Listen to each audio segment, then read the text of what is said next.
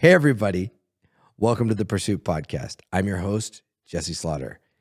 Tonight's guest is Aaron Flint. Most of you know him from Montana Talks on 1450 locally here, but I've got a chance to get to know him over the years. And what I see in this individual is this is a great man, a great patriot who loves his family, loves his kids. I was lucky enough after we shot the podcast to go out and attend a football game where his kid was playing here in Great Falls. Just a really great patriot, a family man, and what's really exciting. Of course, we're going to talk about politics. I mean, it's Aaron Flint. What else are we going to talk about? But super interesting on some of his views and to get to know him a little bit and understand the workload that he has and the pace that he has as he does his job and also serves as an officer in the reserves. So he does a fantastic job for this state, this community. We're super excited to have him on. I can't wait for y'all to watch. Stand by.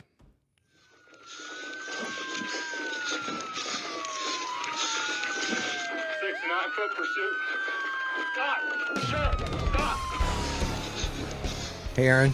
How you doing? Hey, Sheriff, what's going on? Not too much. Welcome to the Pursuit. This Glad to is have you on. great. Man, Yeah. I wish I had a studio as cool as this. This is good. You know, we're very fortunate.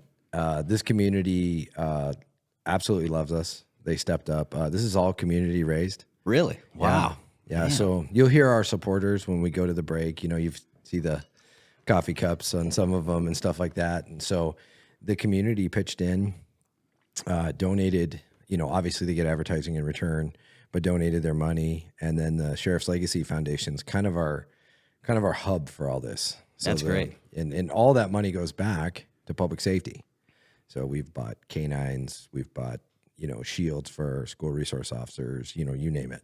All sorts of really great projects that we've been able to do through our foundation. That's incredible. Because budgets are tight everywhere. Oh, yeah. Yeah. So, and that's kind of the purpose of this is we're hoping that this hits big and it really takes off. And it's kind of a trifecta, right? You know, you've got the community supporting an educational-based project, and you've got money going back to the foundation. So it just kind of all circularly goes around. Plus, we get great advertisers that come on here and get to promote their We should stuff. get you, the SHOT Show's in January, the end of January. Yeah. We should get you guys down to the SHOT Show in That'd January. be great. Jesse, Yeah. I'm all in, What do you man. think? We're Yeah. doing this. Yeah. You know, I've never been to the SHOT Show. It's What? Neither have I. You're too busy working, but I'm like the biggest gun nerd ever. oh, and see, And well, I we got want to to get be you the biggest then. gun nerd, so I'm in. Let's do this. No, it's incredible. It is. I mean, it is the biggest outdoor hunting gear. I mean, and then the people that you run into. I mean, you're like, okay, you can tell that guy's a military special operator. Okay, crazy cool law enforcement guy, SWAT guy, outdoor guy. He owns a small gun store in Northeast Montana. You know, you can Right. just profile almost everybody who's there. That's awesome. And but it's all, and then you get the Sebastian Gorka here. You get the Sebastian Gorkas and some of the Politico types that'll make their way through. Donald Trump Jr. was there, I think. Yeah. And they just come in. He's got his beard and his ball cap, kind of dressed like you. And if you didn't know who it was, if you weren't paying attention, he'd be standing right next to you at a gun booth, and you wouldn't even know it. You know what's kind of neat about the Trumps that I kind of admired was they're actually real gun people. Oh yeah. Like a lot of politicians are like, oh, I'm pro Second Amendment. They don't shoot guns. They don't own guns. I've got, when you do an interview with them, which I'm sure you've done, I've got Grandpa's 30-06. It's like, Yeah, okay, yeah. but that's, it's not really gun. You're not really into it. You're not into it. Yeah, exactly. Well, yeah, I mean, it's like, take Donald Trump Jr., for example. I mean, before any of us were even hearing about Donald Trump and politics and presidential runs, Don Jr. was coming to Montana and sleeping on people's couches so he could go hunting. And, I mean, he could have afforded a hotel room, Right. but he wanted to be out, out at hunting camp, and hanging out and doing the real deal hunting thing. And so that's why people in Montana already knew the Trumps. Right. Absolutely. You want to enjoy the experience. Yeah, they're neat. They're kind of got a neat family. There's some things in there that you really watch and you see, and they're like, there's some sincerity to that. I mean, I always laugh because, Trump's one of the very few people in New York who got a concealed weapon permit. I'm sure they revoked it by now. Yeah, they didn't even want him to buy a Glock the other day when he was my touring land. the facility. You know what's funny is you see how careful he was not to touch it. Oh, I didn't notice that. Yeah. So if you watch it, the the guy's holding it for him and he's showing it to him. And he's like, this is great. You know, and he's a gun guy. You can tell any gun guy's like, well, they're going to grab it, right? Sure. Touch it And turn it around. Yeah. Do all that stuff. And he's like, oh, that's great. Because he's like, if I touch that. That gun is huge. It's huge, I tell you. Yeah. Greatest gun It's ever. a 10. It's a 10. You know? So Yeah. true. But that's So the cool true. thing about Donald Trump. I think what a lot of people back here in Montana who, you know, they knew Trump from afar, that he was kind of this celebrity persona. You remember him from the 80s, you know, these little movie cut-ins that he did. But I think always been the most fascinating thing about Donald Trump is the fact that here's a guy who is, you know, billionaire, right? He's worth all this money, New York City real estate developer. His name is on top of towers in Vegas, New York, and all over the world. But you could tell that he knew how those buildings got built, and he respected the men and the women on the ground that built those things from the ground up. And I think that's something that his family obviously impressed upon him at a young age. And so that's why I think, you know, how could a guy who's Donald J. Trump and this celebrity almost and this wealthy New York City guy, how does he connect with people in rural America and rural Montana, in Great Falls, Montana? And it's because they could tell that his respect for the working man is genuine. Not just that he delivered on a policy front, but he had a genuine connection with working men and women. And that's frankly, I think, why you know the Democrat Party has lost Great Falls and has lost Cascade County. You'd know that better than any of us, but is because they have outright abandoned working men and women in their policies, but also just in their everyday lack of concern and just almost spitting in their faces with coal strip and this radical Green New Deal push. And so, yeah, isn't that just interesting that this rich guy from New York City can somehow have that connection with the men and women out there working in the dirt? So I'm going to be bold when I say this. I truly believe this. He flipped the switch on the unions. He was the first Republican who understood how to relate to the union worker, the union blue-collar worker of America, which is totally the foundation of our country. Donald J. Trump knows how to relate to them because that was his employees when he was in New York. That's how he built his empire, is on the backs of these really hardworking men and women who are all union. And he never cared. He understood they needed collective bargaining. He understood they needed rights. He had no problem with any of that. So when he went out and won in 2016, he was a master of that. Remember, he started pulling down states like Michigan that would never go red, and he's winning them.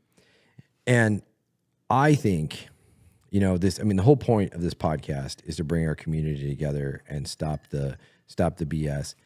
I truly believe if the Republicans want to be successful moving forward, they have to start relating to the union worker like Donald Trump does. Yeah, that's right. He is a master at him. And here's the thing. They may have it on policy, but it's about more than policy. It's about connection on a personal level too. And, it's relationships. So years ago, the Democrats were smart. Not only did they look out for union workers, they became friends with them. They lobbied, right? They took them out to dinners. They became friends with them. They got them running for offices at local level, put them into key positions. Yeah. Yes, and they built relationships. I got a friend, and I won't call him out here, but he's big in the union here. Good friend of mine. Great dude. Great American. And he's hilarious because he'll tell me, he'll be like, I go to the Labor Day picnics and everything. And one day after I switched to Republican, I was like, how am I going to be received? He's like, oh, great, sheriff, totally different race. Don't worry about it. You're not a lawmaker. We all love you. We support you. And his union still endorsed me as a Republican. And I was so proud of that. I was like, oh my gosh, this is awesome. And Republicans have to embrace that. I mean, here's the thing. You have to embrace the working man. You have to take care of the working man. You have to understand that that's how this country is going to be built. Stop getting frustrated that, they get too many rights and too many, okay, listen, that's stuff you can work out through state and federal law. Like if those are real big issues, work it out through the law. That's why we have a legislature. But start building a relationship with the working man, because that's the man that's going to get everything done for you. I mean, the wall doesn't get built without the iron workers, right? And Trump was smart, and he knew that. And that's why he was so successful, and that's why he will be so successful. Well, and I think that's why, what the GOP is doing, whether inadvertently or whether by plan, is they've always been right on policy, right? They've been the ones standing up for Colstrip, pushing back on these environmental regulations and everything like that. But that personal level connection. Well, now look at this. You got a state senator, Jason Small, who's no small guy by any means, right? Northern Cheyenne, Native American, Kirby, Montana. He's a Boilermaker, union leader out of Colstrip who works in Colstrip at the power plant. Then he becomes a Republican state senator. Well, now he just got elected executive secretary of the Montana AFL-CIO.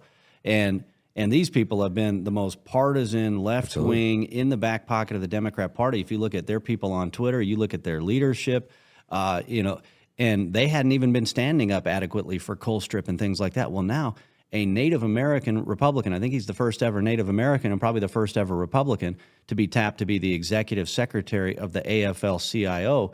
And he didn't just do that because somebody in a back room, brokered a deal and they were, having some good whiskey and they were smoking a good cigar and they brokered a deal.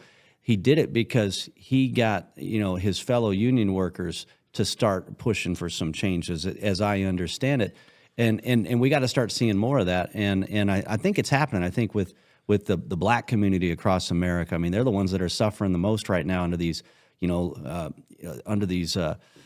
soft on crime, soft on criminal policies in Chicago and everywhere else. And now they're suffering from the illegal immigrant invasion as well. And they got to see how good things were with unemployment and the economy and support for entrepreneurs and actual ownership, and not just working for the man, but being the man that we saw under Trump, for example, and when the Republicans were in power. And then now they're seeing, everything that's going on right now, the chaos in their own backyard. I mean, we don't like what we're seeing here in Montana. Even you take a Billings, Montana, for example, there's a lot of crime right now. But in reality, if you live in certain neighborhoods, knock on wood, you're not seeing it like the people are. Where are the people seeing the crime the most? In the most heavily Democrat voting districts in those areas and on the reservations. And so, I mean, not to make this all political, because I know we try to get away from that, but I'm just making the point that I think what that does is that now makes for fertile ground for all this typical left, right, Democrat, Republican stuff to finally just get broken up.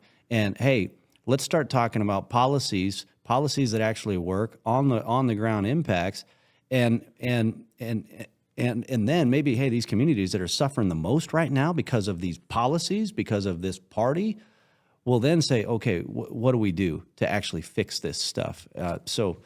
Unfortunately, things got to get bad before they can get better sometimes. I don't look at the conversation you and I are having really as a political conversation. I look at it as like a working man versus the political elite conversation. And I think that's really an important distinction.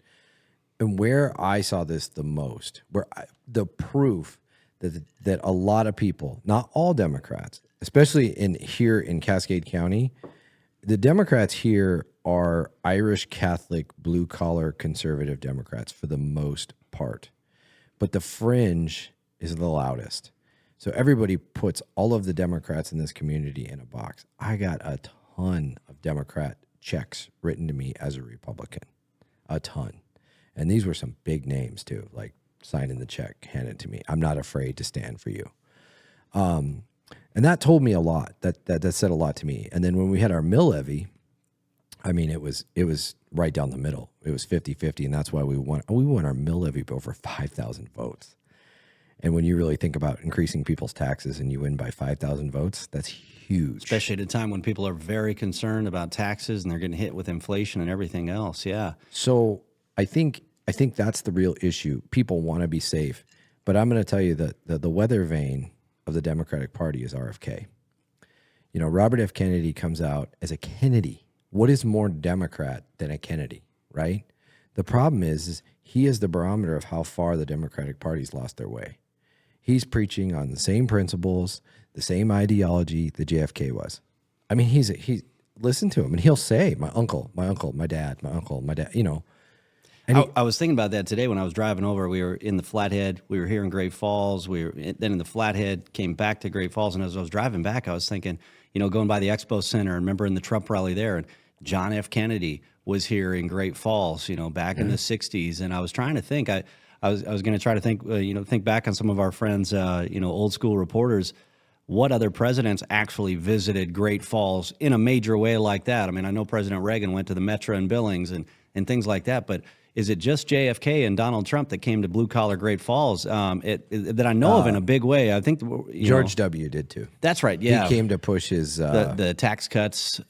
Something with Social Security. That's right. He was trying to get that. Yeah, and that actually went down in flames. Yeah, but I was just thinking about those two in particular, and how they both had this low taxes, conservatism, but also appeal to everyday people, and that blue collar appeal in particular.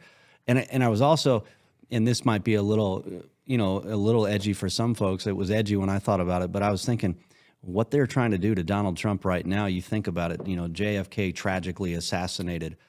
What they're trying to do right now is, I think, a slow assassination of Donald J. Trump. With Absolutely. This political, it's a slow assassination that they're trying to do here. They're trying to strip him of everything. They're trying to take it all away. They're trying to strip all of his business away, not just from him, but from his family and from his legacy.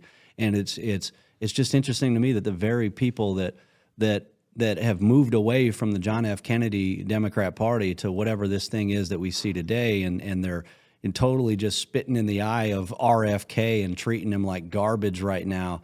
And even after what happened to his father, you'd think they would show a little respect, right? And they should show respect for anybody.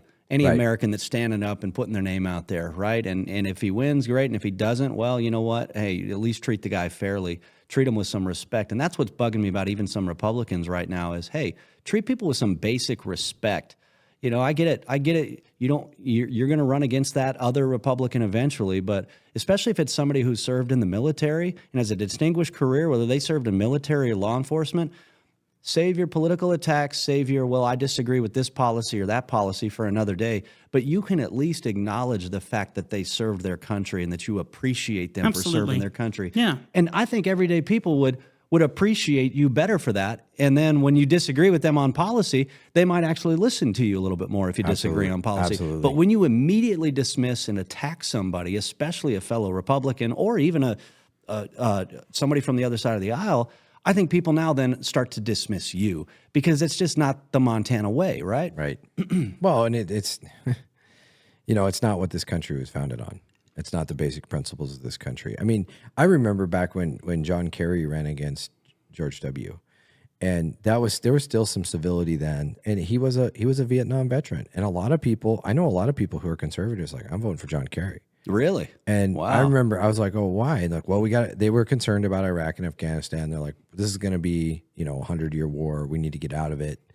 And I find this stuff ironic. And now they're like, we were right. But it's not that though. The pendulum swung with Ukraine completely the other way. Mm-hmm. Now the Democrats are the military-industrial complex. Isn't that crazy? The Democrats are the warmongers. The Democrats are spending billions upon billions upon billions of dollars when our own country is suffering horrifically economically. And the pendulum just keeps going like this.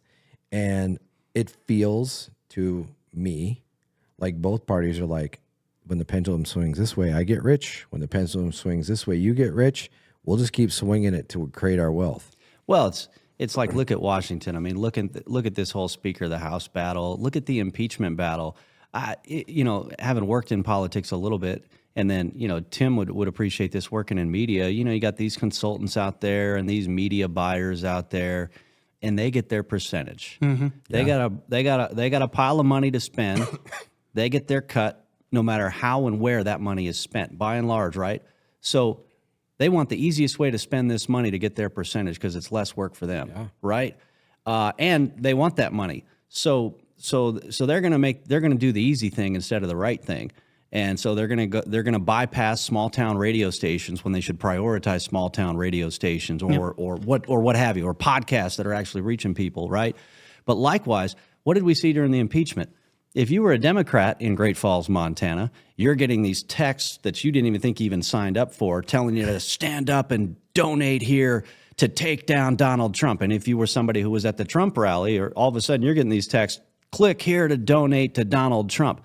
Well, the consultant class was making money on the left to go after Trump, and then there were consultants on the right to make money off of Trump. And same thing with this impeachment saga. They're making money on both sides of this whole thing. And then I think with Ukraine, I think we've all realized that there's a lot of these people making a lot of money off of the Ukraine thing too. And so what they've figured out is that with any issue, there's going to be this side and there's going to be that side, and they're going to figure out which side they're going to make the money off of. But they're going to make money off of it. Whatever either way. side of the aisle we're on, we're going to figure out how to put this to our advantage, no matter what. They're going to figure out a way to make money off it, and they're going to get their percentage of it. And so win or lose, after 2024, next November 5th, on November 6th, they're going to get a paycheck. Whether their candidate wins or loses, they collect a paycheck. Absolutely. You know, and I always think about it like this. I always think I don't care who gets offended by this. One of the worst presidents in American history, in my opinion, was George W. Bush, because I felt like he was the true military-industrial complex. It was all about making money for Halliburton, pushing, and I think he was terrible. I think he was awful. There was border security issues then that he would turn his head to. There was all sorts of issues that I just flat out didn't agree with. Now, I'm not going to lie. I mean, I'll tell everyone I voted for him both times because the alternative wasn't any better. It was the worser of two evils, in my opinion, at the time. But I'm not happy with him at all and how he pushed things. And now that things are coming out and we're learning things, that 9/11 crisis, which was a horrible, horrible tragedy and terrible, awful, murderous, disgusting act, but there was a lot of people making money on the backs of American citizens, and then our military, right? We saw that, and what was fascinating to me was when the Obama administration got in. Remember, he would get on there. He's like, "We're going to end the 100-year war. We're going to end the 100-year war." Well, he didn't end anything. No, and he got the Nobel Peace Prize. He got us into another war, right, under Obama, right? Yeah, but remember, was it Ron Emanuel, or however you say his name, said, Never let a good crisis go. And when he said that, I truly believe that was the time when the cards were shown to the American people. Like they like crises. And you talk about George W. Bush, and I think George W. Bush, a lot of us felt he really had a heart, and his heart was in the right place. And maybe he got a little carried away because he was trying to finish the job that his dad started right in the Middle East, and he was trying to get this broader reform of the Middle East, because basically when the terrorists took control of Iran, and then it basically spurred terrorism all across the Middle East and Southwest Asia, that you needed to spark a similar reform in the opposite direction. And what's interesting is that type of reform actually started taking place under Donald J. Trump. Yeah. When you think about it, right? Did. Like, you remember the Borat movie, woman driver. Saudi Arabia was starting to allow women to drive. Right. Under Donald J. And I'm not saying Donald J. Trump's the reason women were allowed to drive in Saudi Arabia. It's a culture shift. But what I'm saying is that like the broader Arab world started to realize, I think they thought, okay, let's not really stand up to this radical Islam because we don't want them to topple us and get mad at us if we stand up to them. So let's allow them to kind of do their thing, even if we don't really like it. To then the broader Arab world said, look, if we don't stop this, they will topple us anyway. That's what they started to realize, is that this little beast that they allowed to just kind of sit over here was starting to grow and grow and grow, and was about to break off its leash and start biting their legs off. And so now you had under Donald J. Trump, through his leadership, and that all of a sudden Arab nation after Arab nation was brokering peace agreement after peace agreement after peace agreement with Israel, of all places. Right. So think about how remarkable that was, that George W. Bush some 20 years ago and Dick Cheney was talking about this broader reform of the Middle East and the whole hearts and minds thing. And weird, some of that was starting to take place under Donald J. Trump. But did George W. Bush ever come out and say anything like that? Did George W. Bush ever criticize Barack Hussein Obama? No. But then Donald Trump comes along, and all of a sudden, he's more than willing to criticize Donald J. Trump. And it's like, George W., for all the people that defended you, and then you come out, I'm going to be the dignified president and not the dignified former president, not criticize Barack Hussein Obama, but Donald J. Trump is president, and he didn't like your Iraq war, so you're going to throw him under the bus, even though Obama claimed he didn't like your war either. And to me, I just think that was such a, it was just like such a letdown for a lot of the American people. But I mean, my broader take, and obviously I served in Iraq. I was in Ramadi in 05-06 with some incredible soldiers from Pennsylvania and Vermont. But I always looked at it like this: both parties got us into that war, and then the Democrats just decided, and they didn't want to support it all the way through. They put us there, but they didn't want to support that thing all the way through to the finish. And to me, that was also, I think, a massive letdown of the American people, because they wanted to start politicizing it. Absolutely. So they sent us in there. They get boots on the ground. They get troops, getting injured, getting killed. And then they want to start politicizing it so that they can capitalize off it in the other direction. And then when they take power of the White House, war's still going. And then everybody finally agrees, okay, we got to end these forever wars. But then nope. Joe Biden comes in and boom, Putin's on the march again. And now they got another war that we're funding when we're $33 trillion in debt. Well, and so amazing perspective from someone who actually was there. So I really appreciate that, because, I'm literally talking off the education I get off the internet. So yeah, but you're law enforcement, and I think law enforcement, military personnel, we have that. I feel like we have that relationship. We get it, right? Because you guys are out there every single day risking your lives, and it's a simple thing, and you don't get and when you come home, you don't get to leave it over there. Even now, the soldiers don't necessarily get to leave it all over there, because you bring a lot home with you as well. But you literally are bringing it home mentally, spiritually, emotionally. But it may be right down the street from you right now, too. Absolutely. I think soldiers and law enforcement have a unique perspective, because they truly do know what works. Like, for example, the war on drugs. This is the dumbest war ever. Okay, we're never going to win it until we close the border down and we actually start looking at drugs and human trafficking as an actual real threat to humanity. And until we start looking at it like that, we're not winning it. We're not even trying. And so I get super frustrated. And we're never fully going to stop it. I mean, no. Again, how do we define success? We as Americans love football games and basketball games. We love a start and a finish. We love a first quarter, a second quarter. We love halftime. And then we can't wait for the end of the game. And we keep thinking that there's going to be an end to this game for, every day. Like, the war on drugs. Well, when's the fourth quarter going to be over? It's never going to be over. This isn't a 4-quarter game. Do you watch any of these Avengers and Marvel Comics, DC? I don't watch any of those movies unless my kids and my wife are watching them. They watch every one of them, and I'm like, okay, is this before that one guy did this, or is it after? I have no clue what these movies are about, but I'm just like, okay, I'll sit here and hang out with everybody. But I think there's one. What is it like? Tim, you might know. Infinity, oh no! Why are you looking at me? Infinity. Yeah, I know you're the cartoon guy. Come on now. There's like Infinity Game or Infinity War. Infinity War. But now I feel like an idiot. Yeah. But I mean, I heard a fascinating speaker one time that say, guys, there's some problem sets that don't have a finish to them. Right. We are always going to be fighting. I mean, we've been dealing. You as a sheriff are going to be dealing, unfortunately, with murder and homicide. You're never going to win the war on homicide. We've been dealing with murder since Cain and Abel. We're going to deal with murder until the end of time, right? So here's my fundamental problem. We can help that problem set, but we're never going to completely solve it or eradicate it. But here's the difference. Okay, we had Muslim extremists fly planes into our towers in New York City. Okay, we took measures to make sure they would never do that again. We started the Air Marshal program. We did all these things to ensure they would never do this horrific act again. Okay, and when you really think about it, I think there was the one attempt of an active shooter in Texas, and the Texas Department of Public Safety just smoked the dude. And they were like, "Don't met." It was like extreme Muslims 0, Texas 1 or something. They had little jokes and T-shirts about it. So we went out there and we said, okay, these extremists, we're not tolerating this anymore. And we had all this policy, all this law.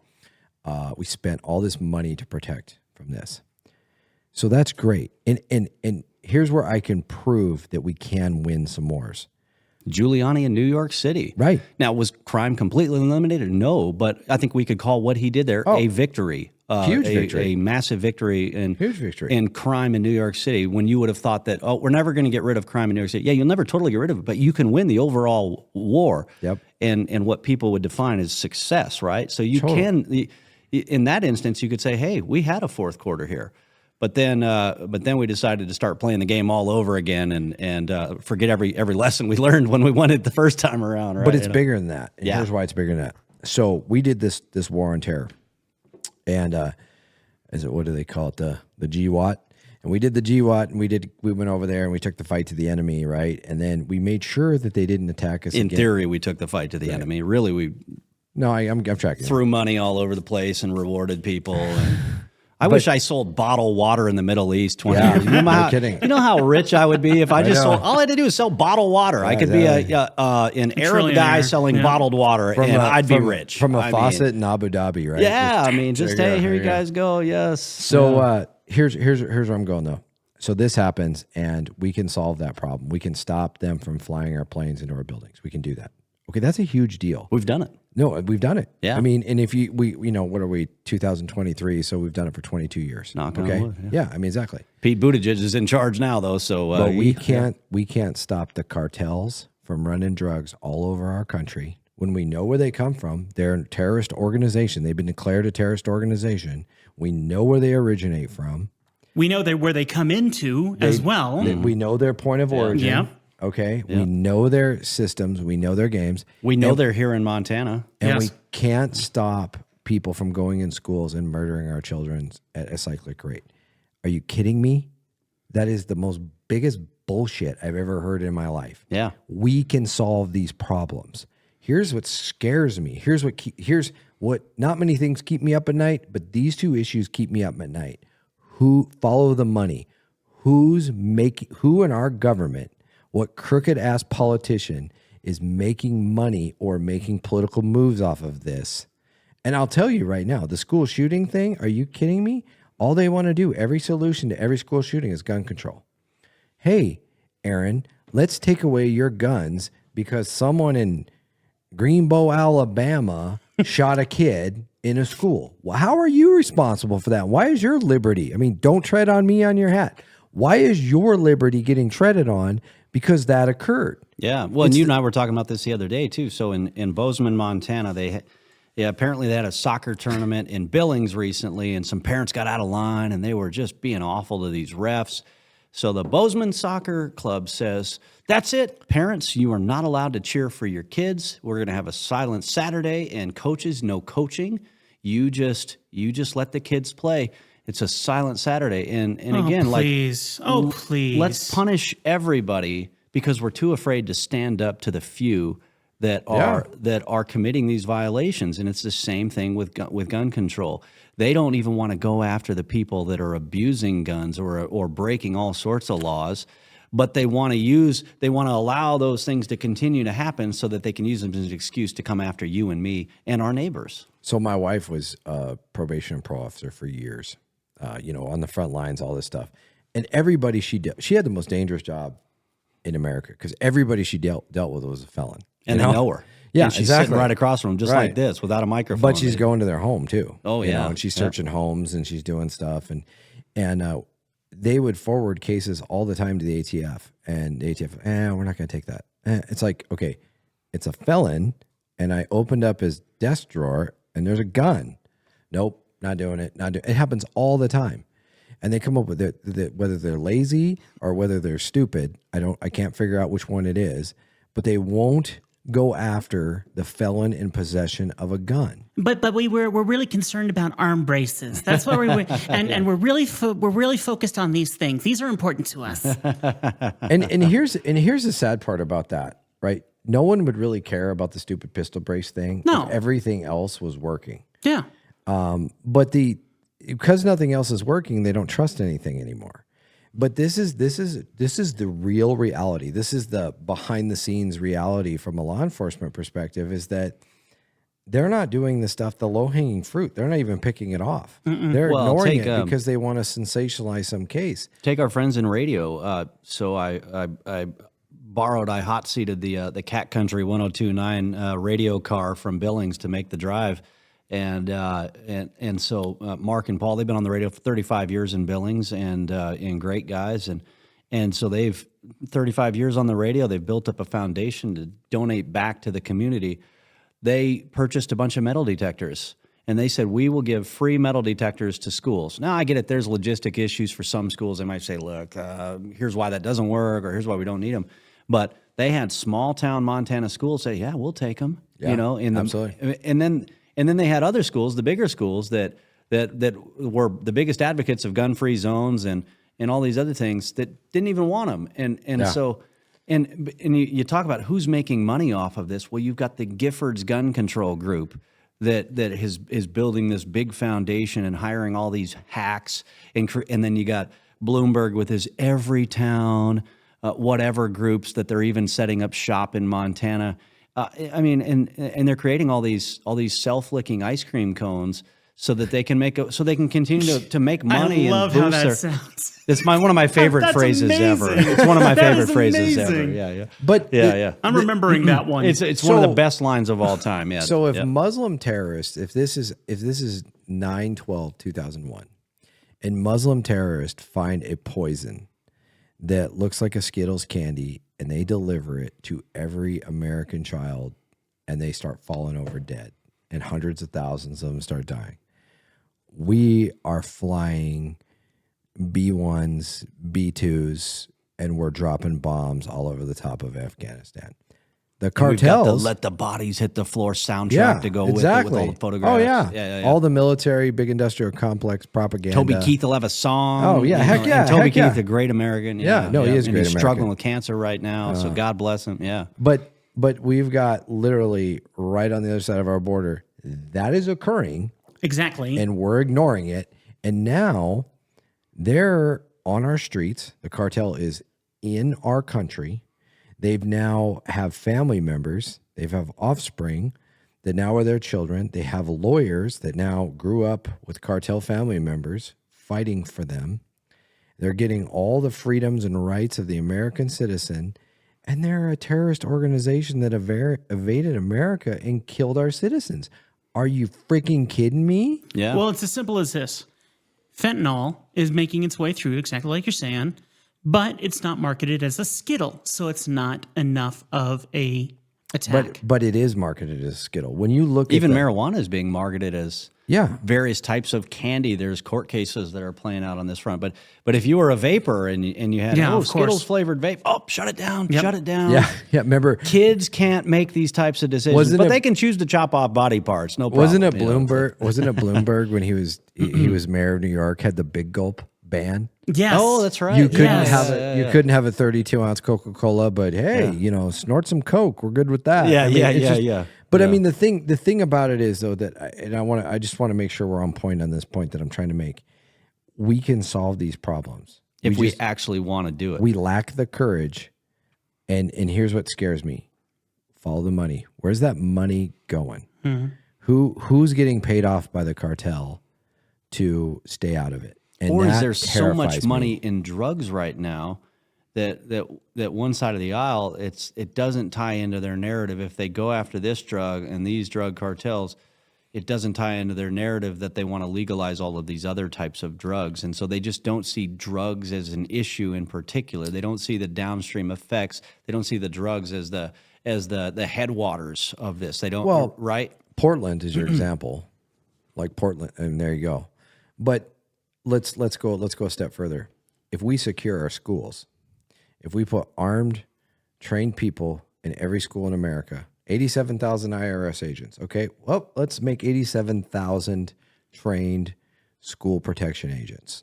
Federal agents making six figures. You have people lining up at the door to get that job. Yeah, 20 IRS agents raid a gun store in Great Falls. That's 20 folks that could be in schools. So you do that, okay, and now you stop gun violence in school forever. We'll never hear about it again.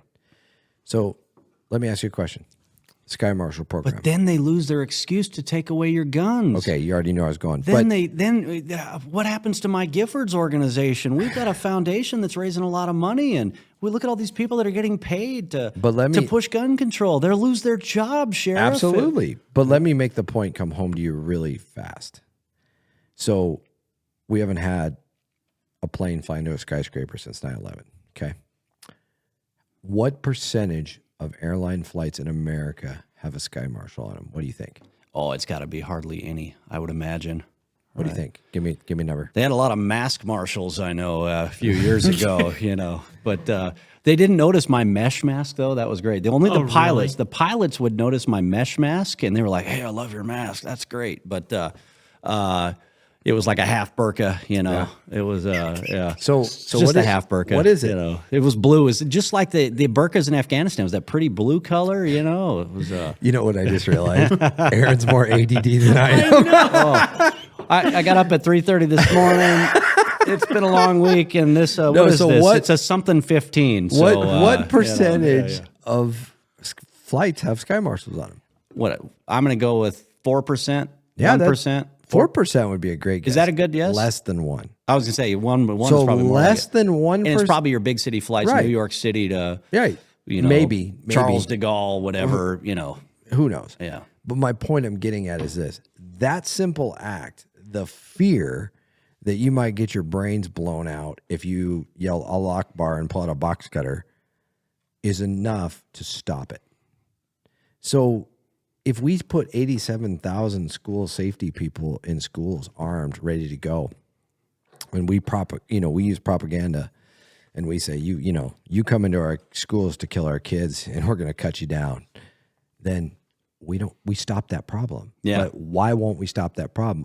Because our real message is we want to control you. We want you to have to be subservient to our government. And and everyone says, well, that's a Democratic issue. And I'm going to call bullshit on that. It's Republicans and Democrats. Because during this time, Republicans have had enough power to do this. To fund the same types of things, Exactly. or do the same types of things. And they're too big of cowards to do it too. So it's a government problem, not a party problem. And a lot of the things that you and I talk about, when we look at it historically, and let's say we go from the 21st century, well, if we go in the 21st century, I mean, we have 8 years of Bush, we have 8 years of Obama, 4 of Trump, however many years, 3 of Biden so far. Well, that's all balanced. That's all balanced out, and they've sucked the whole time. I think part of it, too, goes back to what you were talking about very early on about the unions in Great Falls and working class folks, which is so I had the head of the Montana GOP on recently, and I got a message on our app from one of our listeners, and he said, hey, I'm a school teacher. When I go to my union conferences and conventions, people have all these booths and tables set up, when we're marketing there, whatever. He said, the GOP should have a booth there, right?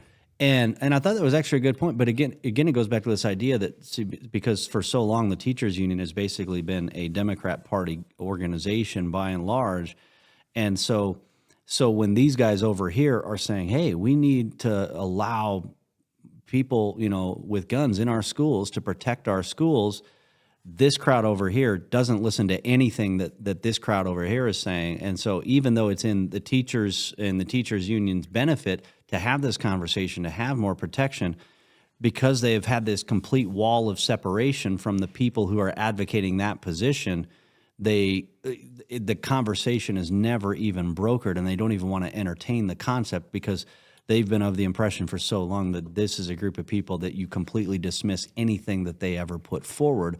And I think if you start now breaking through that iron curtain a little bit, like we've done with railroaders and with coal mine workers and others, now you start to break in there and be like, guys, we can fix this, we can solve this. Now you're able to do that because you've actually got boots on the ground. You got, hey, here's my deputies right here. We're going to teach them about the Constitution, and hey, we'll be here plain clothes and train folks, and so you're able to have that conversation because you're in a position of respect. They don't just see you as another partisan hack coming in, just trying to push some ideology, right? So throughout my union experience, it's an interesting dichotomy. The union organization is very left-leaning for right-to-work issues. That's the only thing. The only thing. They want to go to the state legislature and argue for their rights, which I respect. I mean, I get it. I totally understand. I've been a police officer in an organization where you need union protections because I'll just be frank with you. I've been screwed. The city isn't going to protect you, so you need somebody to protect you. I have been put through the ringer, accused of horrible things and treated terribly by my organization. So I believe I'm like, okay, you need my wife.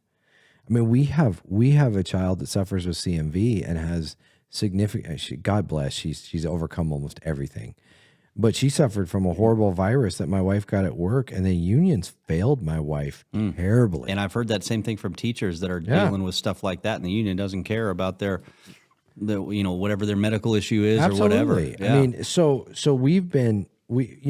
I believe in the unions. I believe that they need protection. I believe they need representation.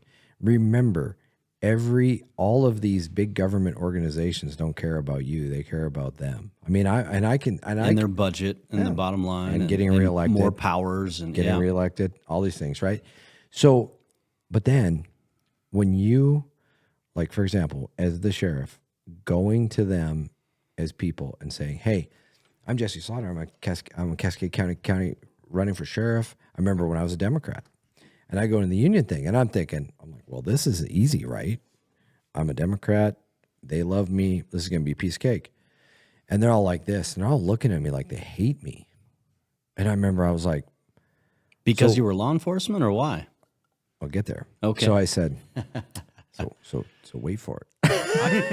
Tim, I'm in radio mode. I'm like, I think we got a commercial break. In 2 minutes. Oh wait, this is a podcast. Wait, we can go wherever. Yeah. Well, and Jesse is going to be like, well, actually, this is the perfect time to take a break. I can leave it Actually, behind. You know what? Now that we mentioned that, let's go to a break. All right, fine. We're doing this. Let's do this. Your health journey is as unique as you are. The Peak Great Falls has everything you need for your fitness journey. They are your partner in wellness with a top-notch facility and expert staff and a very welcoming vibe. Locally owned, community driven. Join them today. Everybody needs a good insurance plan. Whether it's for home or auto insurance, check out Heinbaugh Agency. Eric Heinbaugh is a local agent focused only on customer service, not sales. The Double Barrel Cafe is all about you, the amazing people of Cascade County. With every purchase you make, they give back to our community. Every bite and sip fuels their mission. Let's make a positive change, one cup and one bite at a time, because the Double Barrel is not just a cafe, they're building a better community. If you haven't noticed lately, Cascade County is booming, and the choice for all your construction needs is Builders First Source. They even have an automated home builders solution for all of your construction needs. Go to 826 Northwest Bypass in Great Falls and check them out today. Are you looking to replace those floors in your home? Or maybe you're doing new construction? The place I trust is Contract Flooring Carpet One. This is a locally owned and operated business here in Great Falls, and they are committed to serving you and giving you the very best prices and the very best product and service. Go see Contract Flooring Carpet One today. If you love a farm-to-table experience as much as I do, then you have to go to the Roadhouse Diner. The local McCafferty Ranch beef served on every burger. Try my personal favorite, Death by Bacon, today. When deciding who I would trust for the technology component of this podcast, the choice was simple: Information Systems of Montana. Whether purchasing products for business or when I had them build me a new MacBook to catch child predators, they delivered, creating a solution for my exact needs. Contact Information Systems of Montana today. If you're passionate about firearms and the Second Amendment like I am, one of the best places in all of Montana to go is Mitchell Supply. Jim and Tammy Mitchell have been running this gun store for decades. They're major supporters of the Second Amendment, and they're major supporters of our community. And obviously, they're supporters of this podcast. For all your firearms needs, go check out Mitchell Supply today. So where we left off was I had all these union workers, and I'm a Democrat running for sheriff. And get a little context too. I mean, at the time, I'm an internet crimes against children detective. I'm a police officer. I'm in a union. the whole 9 yards, right? I'm like, hey, I really need you guys' support. And they're looking at me super grumpy. And I'm just sitting there going, and I'm like, what did I do to lose this room? And were you not wearing a mask? Was it? No, this is That was long before that. That was before that. 2 years before COVID. Yeah. We didn't know this. And I mean, I'm not gonna lie, Aaron, I was scared. I was like, what did I say? What did I do? So finally I'm like, what are your guys' questions? What do you got? Like, I'm just like, well, might as well open it up and see what happens. Were your tattoos showing? I didn't have the American I didn't have the flag? tattoo. Didn't even have the No, tattoo didn't yet? have the tattoo yet. Did you have the other guns yet? Or, is that, yeah, I mean, I was flexing, but it wasn't working. Yeah. Hey. So I'm standing there, and this guy goes like this, and he just raises his hand. He's like, hey, sir, I don't really care about all this other stuff you're talking about. He's like, we got union protection. We don't care. Are you going to protect my gun rights? Are you going to stand between me and the federal government? This is a Democrat at a union meeting. Well, I don't know. But here's what I found out. They're not Democrats. They flip-flop their votes all day long. So what they do is they look at a lawmaker and they're like, are you right to work? Okay, cool. Oh, yeah. Done. So legislative, they'll vote Democrat. Sheriff, county attorney, like, you need to kick ass and protect my kids. They'll vote for whoever's going to protect the gun rights. So he looks at me and goes, well, you're a Democrat. Why would I vote for you? And I was like, oh my gosh. Because you can't do anything with right to work. So he's focused on other stuff. Right, Yeah, exactly, yeah, right? yeah. His orientation of the whole argument flips. So then all of a sudden I'm like, okay, guys, hold on. I'm super conservative. There hasn't been a Republican sheriff elected in this county in 90 years. I'm gonna do it, and I'll prove it to you. And they started naming specific bills. Are you gonna get constitutional carry across the finish line?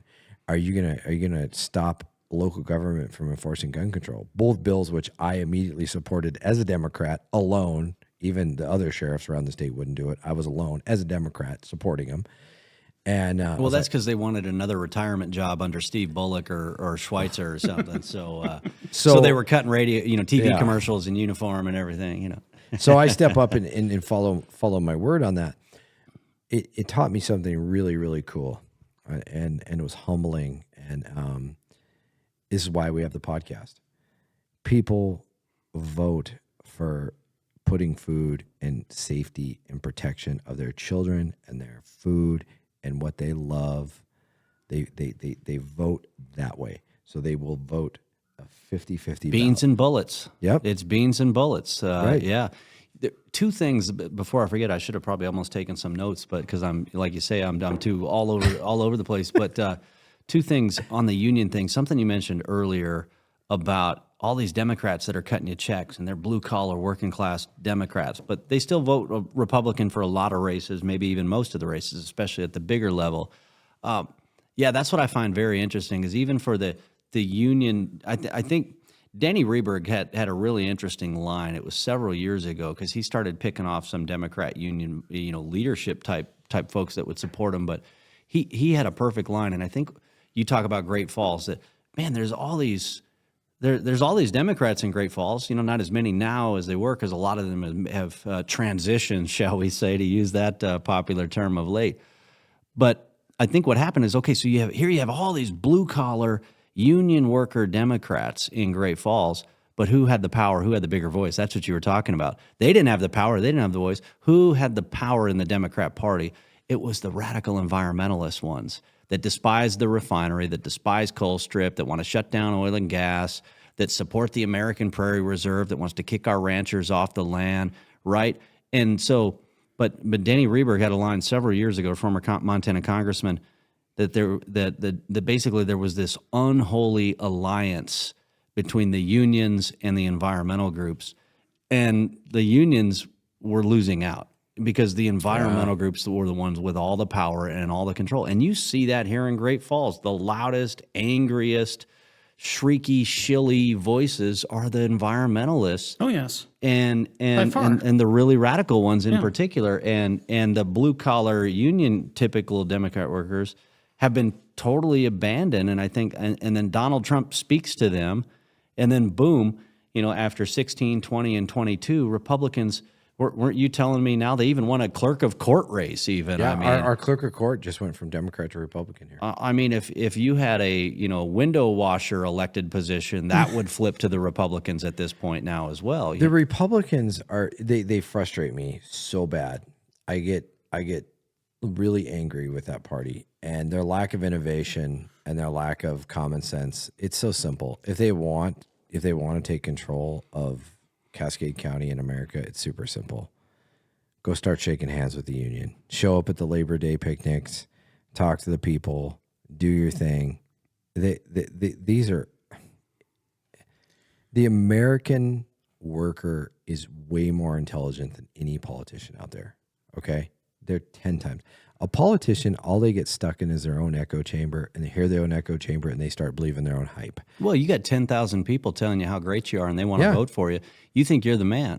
You don't hear the 60,000 other people that are saying that to somebody else, right? Exactly. But no, you're right about the GOP right now, and all good folks. But here's the deal: is that you get some people that they get involved, and this is just more of a general statement, just not about this particular county or that particular county. But you get people that get involved because they want to control a party, or they want to control an organization, exactly. or they think they're the smartest person ever. And you shall be more politically pure and all this crap. And instead of growing the organization, growing the party, they're too busy trying to control the organization and control the party. I mean, I try to remind myself of that with a talk radio show as well. It's like, I'm not here to try to control what people think. Exactly. I'm trying to here to grow what I understand, and to grow what other people understand, and grow people and grow an understanding of people that maybe think the same way you and I think, right. or to grow us in a certain direction.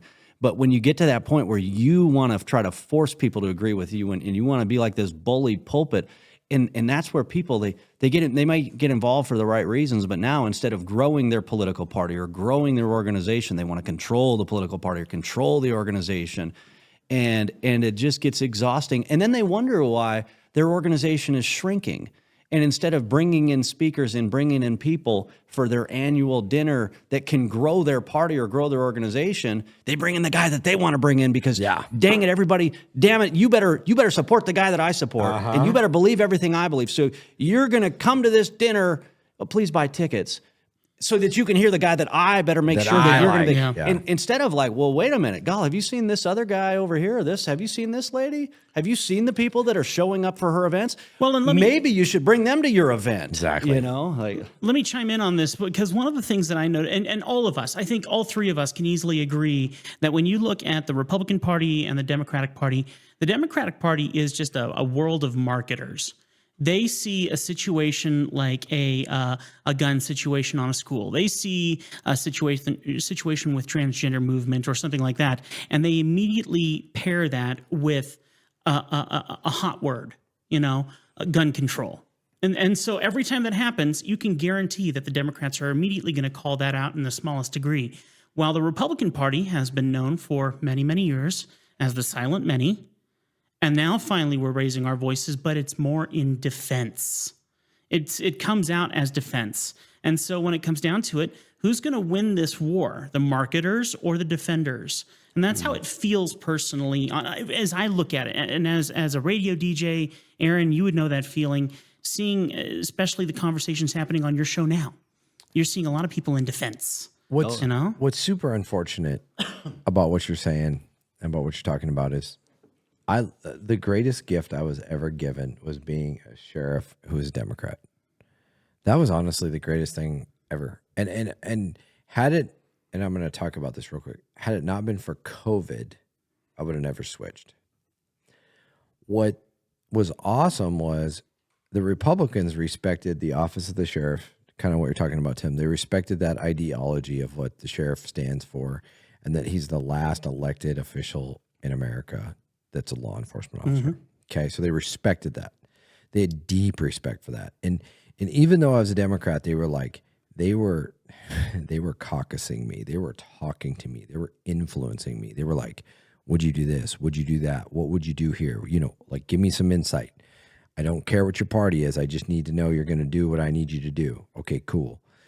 And then the Democrats would love you because you're in their party, right? See, it was awesome because I felt like I could talk to everybody. But as a result, though, didn't the Democrats also just assume that you had to think the way they think, and you better think the way they think? As a result COVID as well. happens, and it tips me over the edge. And what happens in COVID is when it tips over the edge, it's what? You're not going to arrest people if they're out after curfew. You're not going to arrest people for being in a bar in Cascade, Montana. No, I'm not. Well, the bars are shut down. I don't care. They have to make a living. And this is America. And people need their mental health. Yeah, this isn't Nazi Germany where it's like papers, please, papers. This isn't that crap. Right. Yeah. And I won't tolerate it and I won't stand for it. And if you tread on me, I'm going to leave you. And they treaded on me. You know, I'll never forget one of my commissioners slamming her notebook. Did donuts while they were treading on with the Exactly. tires, you know, like. And when one of my commissioners slammed her notebook down on the table and said, "With you, it's always the Constitution." And Was I'm that like, the former Forest Service employee? Yes. Oh, yeah. and I'm like, I took an oath to protect it. What do you want me to do? You By want to the stop way, it? you worked for the federal government. You should also care a thing of true about the or the Constitution, right? Yeah. So it's so challenging. So I could stay on this all night with you, but hey, I'm here to learn about Aaron Flint. Oh man, you don't need to. No, I talk too much every day. Stop. Anyway. No. So talk to me. Where'd you grow up? So called Glasgow, Montana home. So Gosh, not really? too So far away. Were you born there? So I'm not going to tell you where I was born. It's kind of it's kind of funny. I don't care because, you know, all these people are like, oh, you were born here. I'm like, yeah, you just got here like 2 months ago. You don't even know where Hinsdale, Montana is. Kiss my ass, Right. But I say it nicer, you know, but that's what I'm really thinking, you know. It's like, But you were. I'm thinking like, this is what I want to say, but I'm So going to be what nice, age were you know? when you got to Glasgow? So both sides of my parents, homesteaded, you know, both sides of my family homesteaded, so multiple generations. My mom's side, Glasgow, Fort Peck area, Opime area. And then my dad's side, actually, I was in the Flathead, and it was kind of fun because had some people come in, and I said, yeah, my family homestead was in Nirata. Do you know where Nirata is? I don't. See, there we go. Clueless. Yes, Clueless. there we go. No, I don't know where it So is. if you're driving the west side of Flathead Lake, Okay. about halfway up, before you get to Lakeside, there'll be a turn. Anyway, Nirata is out off that direction. And so it was really cool. In fact, I showed them the photo from like the mid '90s when I was a kid, and we did a family reunion, and we went to this old family homestead, and remember the show Our House with Wilford Brimley? Yeah. You know, and they showed all the people in the different windows. We were like in the different windows, right? You know, Awesome. my great uncle Roy and my great aunt Sadie that lived in this little house block, you know, just down the street from the Blue Moon in Columbia Falls for a long time, you know, and they're in one window and I'm in another window, and with our bad '90s clothes on and everything, and Whoa. yeah, what's coming back now? I should have It's saved some of it's that legit. stuff. It all is cyclical. That's it's right. all Yeah. It's cyclical. legit. I'm just waiting for What the bell year? bottom. What year did you graduate from high school? So I graduated in '98, so class of '98. So anyway, my Yeah, dad, you're a '90s kid. my dad was pretty big troublemaker. Then again, so have I been, you know, from time to time. But he's a really good singer, and so he'd perform at the Big Fork Summer Playhouse in Big Fork, Montana. And so in 1976, they do, you know, 1776, the musical in 1976, right? Right. Yeah, 'Cause pretty it's the cool, right? biennium. Or, Yeah, the 200 years. And so he travels the state of Montana performing as Adams in 1776. Cool. And so anyway, I think he was in Billings. I think that's where he meets my mom. And anyway, so my dad wants to become, you know, a big actor or whatever. So he goes down to Los Angeles. He really should have gone to Broadway, because if you're a singer, you should go to Broadway really instead. But so he goes to L.A., works at this place called Poppy's Star, where all these actors and singers and comedians. So I already know what's going to say. Yeah, so I was born in L.A. Nope, I was born in Tarzana. So yeah, I do know where Tarzana That's where the is. chest hair comes from. It's There you from go. Tarzana. So I was born in Tarzana, and so but delivered by a Montana nurse. It was a Really? friend of my mom's, so a Montana nurse who was down there. But So my dad worked at this. You remember the Police Academy movies? You got to know the Police Academy. They were probably your greatest inspiration to serve in law enforcement. Tackleberry. I was so you remember accused of being Michael there. Winslow? Actually, Michael Winslow lived in Great Falls for a little while. Really? So Michael Winslow is the hilarious black guy who made all the noises. Right? He was in Great Falls for. He was in Great because he did a comedy show. I love that guy. I gotta find the audio. He was in Great Falls for a comedy show, so I got him on the radio. Aaron, and, he's here. His name's Art Shalin. Oh yeah, yeah. But so I've got this photo of him in these white bell bottoms and big afro when he was hanging out at our house. It was actually with my brother instead of me, so I missed out on that one. But yeah, and so because my dad was a singing waiter at this place, and Michael Winslow was a waiter, and he'd be doing the noises and just entertaining people the whole time, and so all that stuff. and so then they eventually, the LA thing didn't work, and so then I become this divorced brat and kind of move and live all over the country. So my dad lived in Kalispell, Whitefish, my mom lived in Glasgow, and then they both ended up moving all over the place. So that's why I've kind of been a transient, kind of lived all over the place. But it's been cool because I've you get the Glasgow, Montana roots, and my grandma really taught me so much, and my grandma and So but then who's your going all over grandma? the world. So my grandma Joan. I'm not gonna let you run over this stuff. Yeah. It's all about details. No, so. my grandma Joan. I tell you what a remarkable woman. So is this your mom's mom? Or my mom's mom? Yeah. Yep. So my great grandpa. Was there for the Glasgow Courier when the Glasgow Courier basically got its start, the newspaper in Glasgow, and so my grandma and grandpa basically were publisher and editor, so they ran the paper. Somebody else owned it, but they ran the paper. So my grandma has 7 kids in Glasgow, and then my great uncle and great aunt have 7 kids in Glasgow. So all 14 of these kids grew up in Glasgow, Montana. And it was kind of in the glory days because you had the air base up at St. Marie, just like you have Malmstrom. They had St. Marie, so you had bigger population, and everything, and so they had 14 kids, cousins, all growing up in Glasgow in this 1960s, 1970s, 1980s timeline, and so my grandfather flew B-17s out of Glasgow. Really? Yeah, wow. He was a waist gunner in a B-17 over Germany. You guys should do your podcast from St. Marie. Because you could film a movie at this place because it's abandoned, but yet some people still live there. And so it's got a cool vibe to it. Boeing was still testing some planes up there. They probably still are or whatever. But man, it'd make a cool apocalyptic, zombie apocalypse movie setting. But it's kind of cool because you'll drive down a block and it's like abandoned, no yard, nice house, abandoned. But I actually a lot of people have been moving in there because people want to get the heck out of. They're refugees from all these other states, so they're moving into places like St. Marie, Montana, and I hope they revive it. That'd be awesome. Yeah. That'd be awesome. They had a little 2-lane bowling alley in there. So tell me about your childhood. So do you live with your mom mostly? So I'd spend the school year with my mom, and then Christmases and summers we'd go with my dad. Oh, that's cool. Yeah. So who was your favorite? So what's who's my favorite? Yeah. So what's your mom do? How's your mom? So my mom, if you ever travel to Glasgow, she worked at the Cottonwood Inn back in the day, which everybody who travels, for work things, they've been to the Cottonwood Inn in Glasgow because if you're going to Northeast Montana for a basketball tournament or wrestling tournament, that's where you stay, right? And so she worked there, but everybody kind of did their time at the newspaper. Like I stuffed newspapers as a kid. Do you got brothers and sisters? I've got one full brother and then stepbrothers, half brothers, everything like that. And so my dad was in the beer business his whole career. So he always jokes that he's the professional beer man. So he started on the beer trucks in Whitefish, Kalispell, and then he worked at the beer stew up on Big Mountain back in the day. And then he started working for the breweries and so kind of moved around a bunch. So the funniest thing is that, so here I am in Glasgow, Montana, what was it, 2,000 people at the time. And my mom gets remarried. We move 60 miles south of Chicago, but it was, more of an urban type area. So I'd walk down to the basketball court and sometimes I'd be the only white kid there. And I'm this 6th grader, because that's when I was in 6th grade when we had moved to Illinois.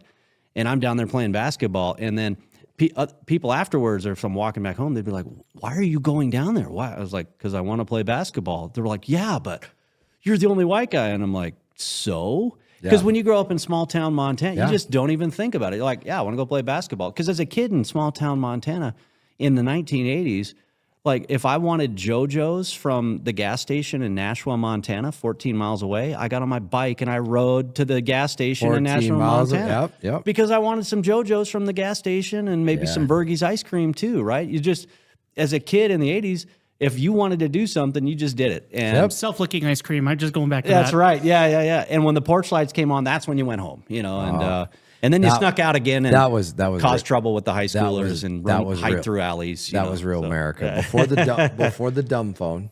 That's right. Yeah.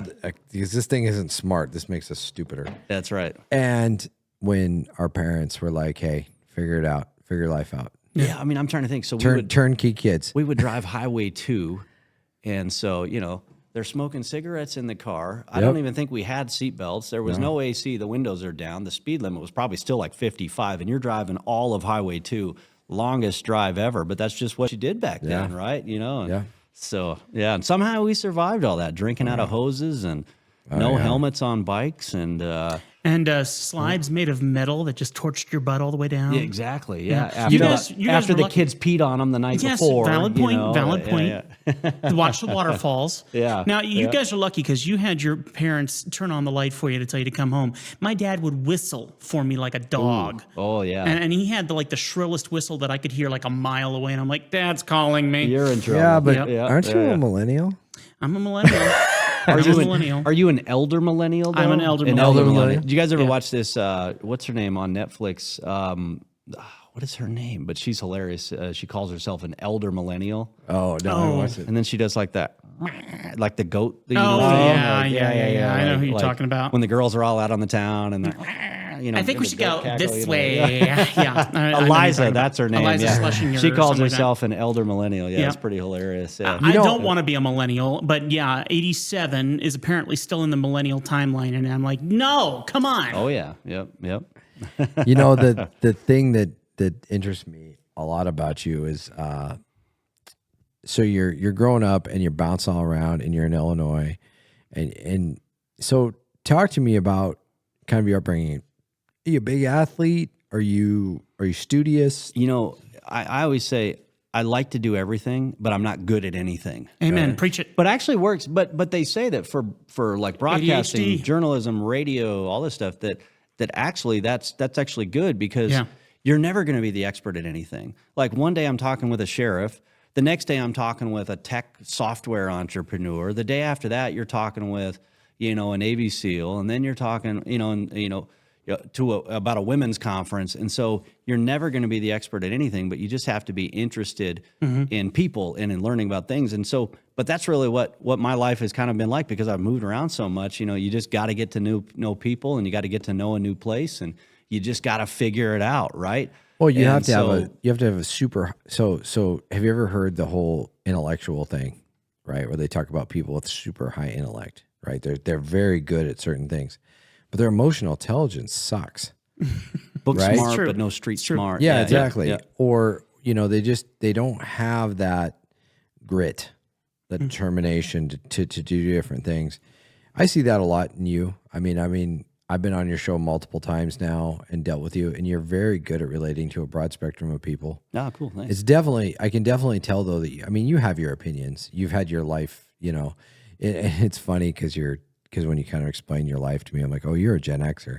And when I see it, I see. I'm like in between, I think. I'm 1980s. I'm somewhere in between. So you're born in 78 though, right? I know. I was born. There was a miracle that day. Let me just tell you. Okay. February 22nd, 1980. You know what happened that day, Tim? 2nd, 1980. A miracle. Come on. Miracle. The miracle on ice. The United States of America beats the Soviets. No, not the Soviets. The USSR. Yeah, the commie bastards. The commie total bastards. I was about to say in hockey. 34th Street. In hockey of all things, I mean. Oh yeah, man, that's like beating Bozeman in soccer. No, I'm joking. That's so true. Aaron, you don't know me. I don't know jack about sports. Do you know when I was at Bozeman? We used to. So when I was at Bozeman, that's when they started their soccer program. When I was in high school, and we called them the Pixies. And they were all, I'm my 30-year reunion's in 2 years, and they're gonna give me total crap for saying this because like one person might watch it. But anyway, we couldn't stand them. They were all the rich kids. They were all like the doctor's kids and the lawyer's kids. Oh, and sure. And Bozeman back in the 90s was still blue collar. Well, I kind of laugh now because, we don't live on the far west end of Billings. I mean, we're not in the really, really, really nice homes, but we've been very blessed, right? Yeah. And so we're on, Billings West, the west end, and I was like, man, when I was in high school, we'd always complain about the rich kids from the other school on the other end of town. And I'm like, no, my kids go to the school with, I'm like, right. But no, it's a ton of fun. But, so what sports did you play in school? But going back to talk radio and, being interested in everything and kind of everybody, again, growing up in a small town and especially with, folks like my grandma that had a genuine concern for everybody. In small town Montana, you see everybody. Yeah. You pretty much know everything. It's like, oh, there's the homeless guy that goes around picking up pop cans, but he's actually really rich and wealthy, was the story anyway. And there's the guy that's the cross-dresser. And, you saw almost all these different lifestyles, and you just knew to just be respectful to everybody, and and to have a genuine concern for everybody.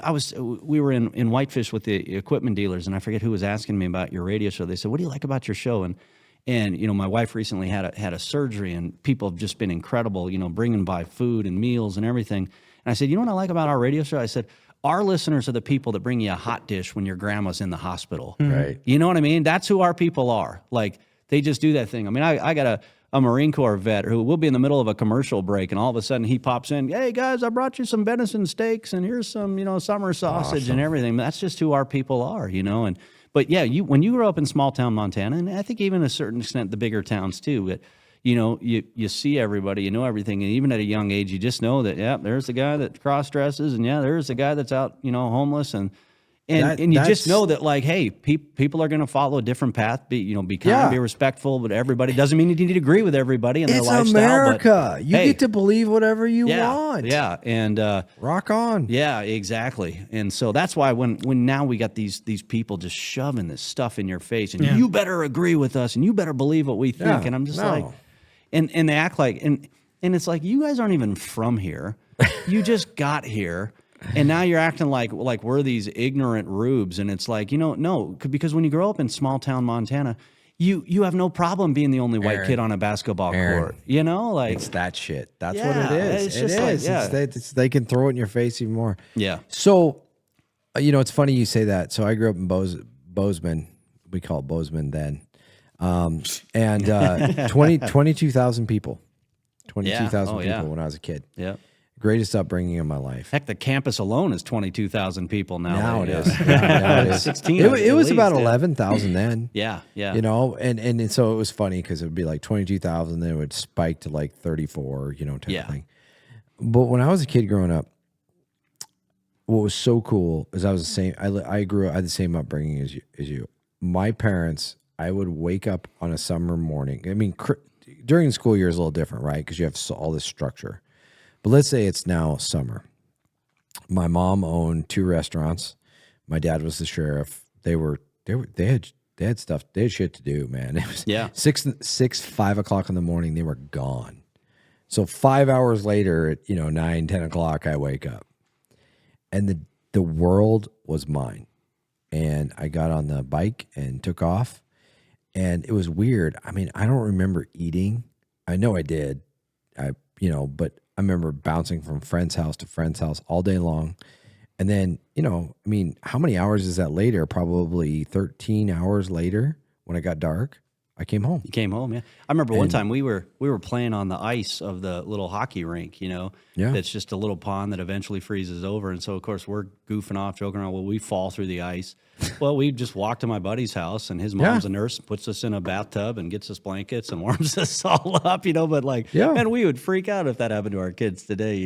Oh my gosh, we'd have a cornea. I got to tell you a Bozeman story if you don't mind. So I'm in Bozeman a few months ago, and I had my trailer with me because I think I was there for volunteering with an outfit. I can't remember what it was that particular. I think it was. I was volunteering for an organization, and then I thought, before I leave town, I'm going to pop in downtown, go say hi to some folks. Well, then I'm trying to get out of downtown, because that downtown Main Street Bozeman's a lot busier place now than it used to be. And then they had construction, and so I'm just trying to get out of town, and I'm cutting all over the place. Well, I finally get to where I'm almost going to get back on Main Street and get out of town, and then like boom, the light starts turning red. So I'm like, oh shoot! So I quickly come to a stop. Well, I'm halfway in the little crosswalk, the little bike lane walking area.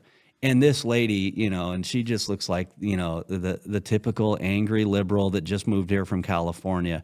And she's just giving me the nasty eyeball. And I wave and say, hey, anybody would be like, you're just like, sorry. I'm sorry. Like, I even rolled on the one. I'm like, hey, I'm sorry. I'm sorry I did that. Didn't mean to do it. And she still just keeps talking trash. And finally, I was just like, why don't you go back to California, you angry witch? And I felt bad for saying that, but it's just like, you know what? Like, you guys come here and want to make us uncomfortable when we're polite and kind and admit when we make a mistake and screw up, and you still can't be humble enough to say, oh, okay, hey, yeah, no problem, man. So like, it just really got me thinking, like, this is not who we are as Montanans, but it's not your job to move here and make us feel uncomfortable. Yeah, don't be mad when other Montanans now are thinking maybe we need to make you uncomfortable, And I'm like, I don't want to be in the position of making you uncomfortable, but like, it's not your job to move here and all of a sudden say, I'm going to make these people uncomfortable, No, it's totally true. I'm going to change the culture of Montana from its beauty and from why I moved here for the views and for the wonderful people, and I want them to become more like me. Well, and going back to small town Montana, you'd screw up, you'd say stupid things, you'd do stupid things, but somebody would be like, hey, buddy, somebody would pull you aside and they would set you straight and you'd learn the lesson. We don't have that humility anymore. I have the best story about that. We're going to take a quick break and we're going to come back, but I have the best story about that. All right, let's go to a break. Your health journey is as unique as you are. The Peak Great Falls has everything you need for your fitness journey. They are your partner in wellness with a top-notch facility, an expert staff, and a very welcoming vibe. Locally owned, community driven. Join them today. Everybody needs a good insurance plan. Whether it's for home or auto insurance, check out Heinbaugh Agency. Eric Heinbaugh is a local agent focused only on customer service, not sales.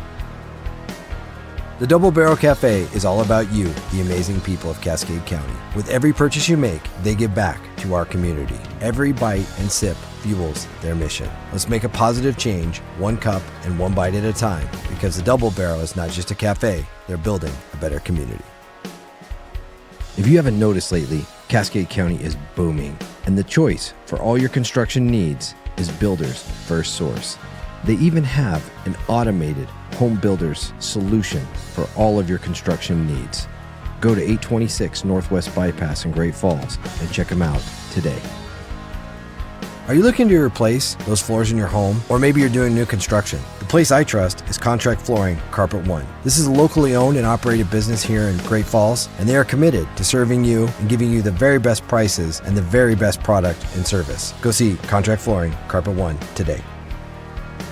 If you love a farm-to-table experience as much as I do, then you have to go to the Roadhouse Diner. The local McCafferty Ranch beef served on every burger. Try my personal favorite, Death by Bacon, today. When deciding who I would trust for the technology component of this podcast, the choice was simple: Information Systems of Montana. Whether purchasing products for business or when I had them build me a new MacBook to catch child predators, they delivered, creating a solution for my exact needs. Contact Information Systems of Montana today. If you're passionate about firearms and the Second Amendment like I am, one of the best places in all of Montana to go is Mitchell Supply. Jim and Tammy Mitchell have been running this gun store for decades. They're major supporters of the Second Amendment, and they're major supporters of our community. And obviously, they're supporters of this podcast. For all your firearms needs, go check out Mitchell Supply today. And then before the break, I was like, hey, I got a great story to tell you about the whole small town thing. So when I grew up as a kid in Bozeman, my dad was the sheriff, and everybody knew my dad. And my dad was a really, really respected man. And so was my mom. Still is, by the way. Yeah, still is. I don't know what this whole was thing's all well, about. I meant Bozeman. I'm joking. I meant Bozeman. I was more concerned about him saying that his mom was a respected man. That was more my concern. There you go. So my mom's a small business owner, and my dad's the sheriff, and they had a lot of they knew a lot of people, obviously, but the deep admiration people had for my dad. So I would be doing young man stuff, young boy stuff, climbing trees, breaking stuff. And this was at 36. Yeah. 37 actually, throwing eggs, cars, doing stuff like that. And every single time I got caught. I remember one time I made a wide turn. So I'm going down Main Street, and I turned onto Highland Boulevard, which is, it's, kind of at the east end of town as you're kind of leaving town towards Livingston. So I'm in the left lane, and I make a right turn, and the car I cut off is a Bozeman City off-duty cop. So like 3 days later, I come home, and I'm in my dad's pickup truck. So my dad had a Chevy Silverado, and he was gracious enough to let me drive it. Well, that changed rather quickly. Because I come home and he's like, so did you make a wide turn and make a right turn off of Main Street on Highland Boulevard 2 days ago? Yes, sir. I think I tried to lie at first, and then he kind of bust me, and I said, okay. And he goes, well, yeah, you cut off a Bozeman City cop. And, just like nonstop stuff like that. And, you start to realize, you're like, wait a second, I'm really accountable. This world out there, I'm accountable to these people. And we all are, really. We all should be. That's what you, in a smaller town, you are accountable, and people will call you out, and then you learn from it. Well, you got a whole town raising you, for Pete's sake. Yeah, exactly. Yeah. That's a great point. You do. You've got this whole community that's like, and you know what? They never were mean to me. And I remember that Bozeman City cop. I know who he is, and I ran into him. And when I saw him again, he was just like, I was a teenager. I was probably 16, 17. He's like, hey, Jess, how's football? How things going, man? I heard you're doing good things. And I remember feeling so guilty. Like, when's the other shoe gonna drop? Mm-hmm. Yeah. And he never dropped it. Yeah. Because he's like, listen, I talked to I'm sure in his mind, he's like, I talked to your dad. It's done. Yeah, he gets it. Yeah. But he's also like this. He's like, you're a dumb kid. You're doing dumb kid stuff, and you survive that one. Yeah, and how many of us kept doing dumb kid stuff in our 20s, and even potentially, Absolutely. you know what I mean? And so and that's important for people to hear, that law enforcement gets it too. Right? Oh yeah, they're everyday people, and so they're not just out to just end your life because you did something as a stupid kid or whatever. Like, I was gonna joke, like, did he come out and cut a campaign commercial? Jesse Slaughter takes wide right turns. He'll cut you off.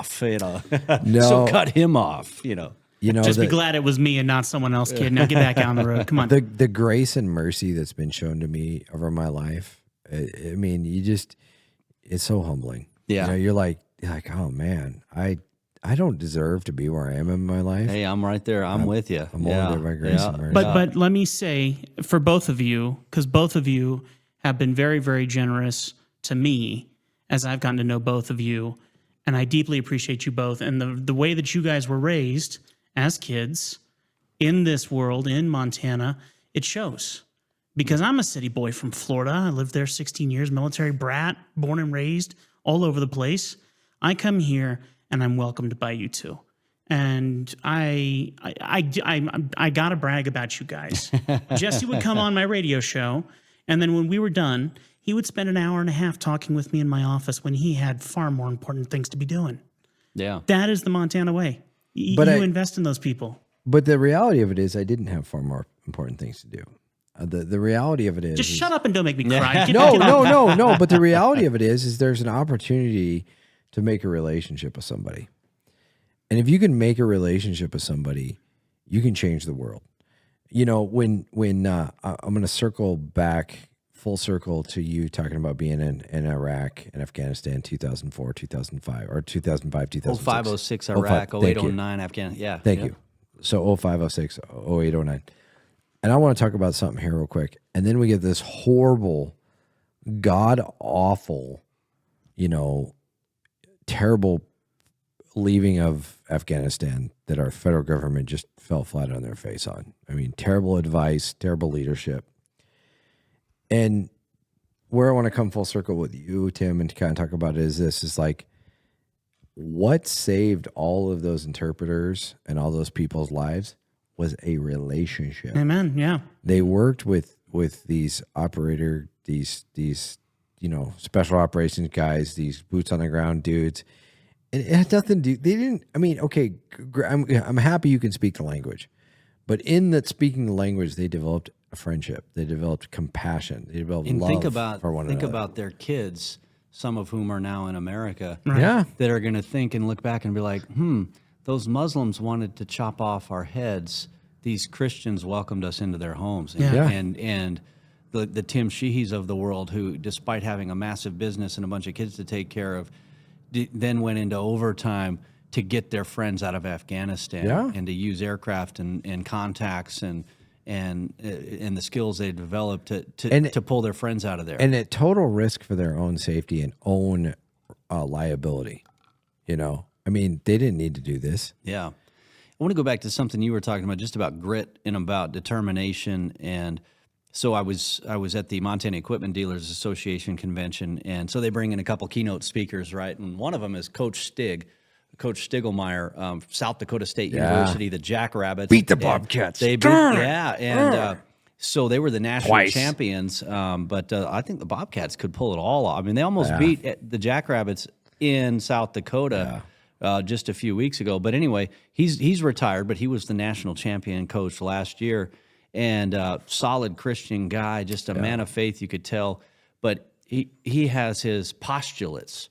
It's Coach Stig's postulates, which I see him as they're red lines. This is his rules. Like, okay, guys, here's where I draw the line. Don't do this, right? And in one of them, he calls it the Jimmy Rogers postulate. And so anyway, so Jimmy Rogers is this guy. He says he comes off the bus.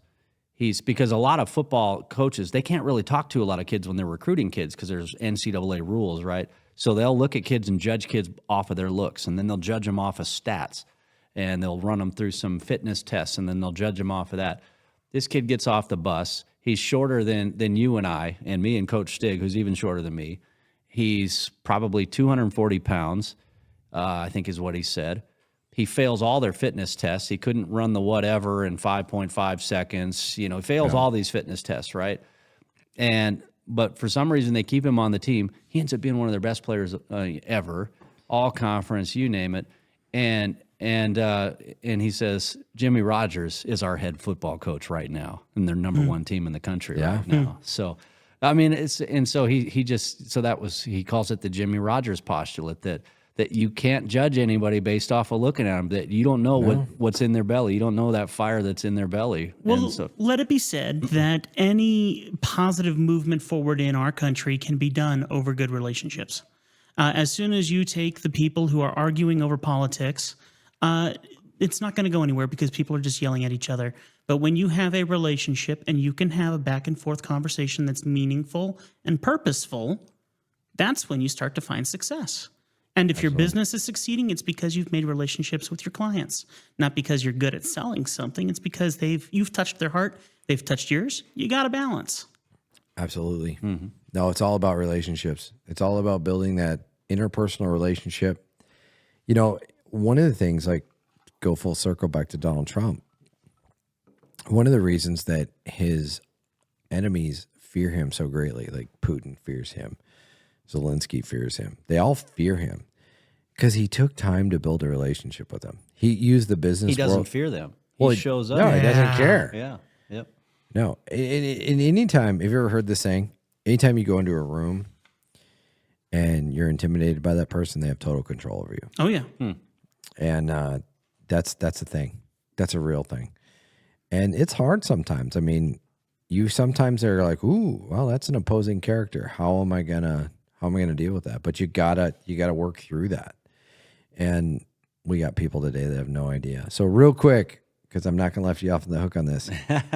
So you're in high school. The mic's cutting out. Yeah, I know. Typical person doesn't want to talk about himself. So you're in high school. I take it you go to high school in Glasgow. No, so so my mom gets remarried, so we move out to Illinois. I spent 4 years in Illinois, and but had fun. Played basketball. There was probably 3 or 4 of us white guys on the basketball team. We had a blast. Great guys. That's awesome. And so.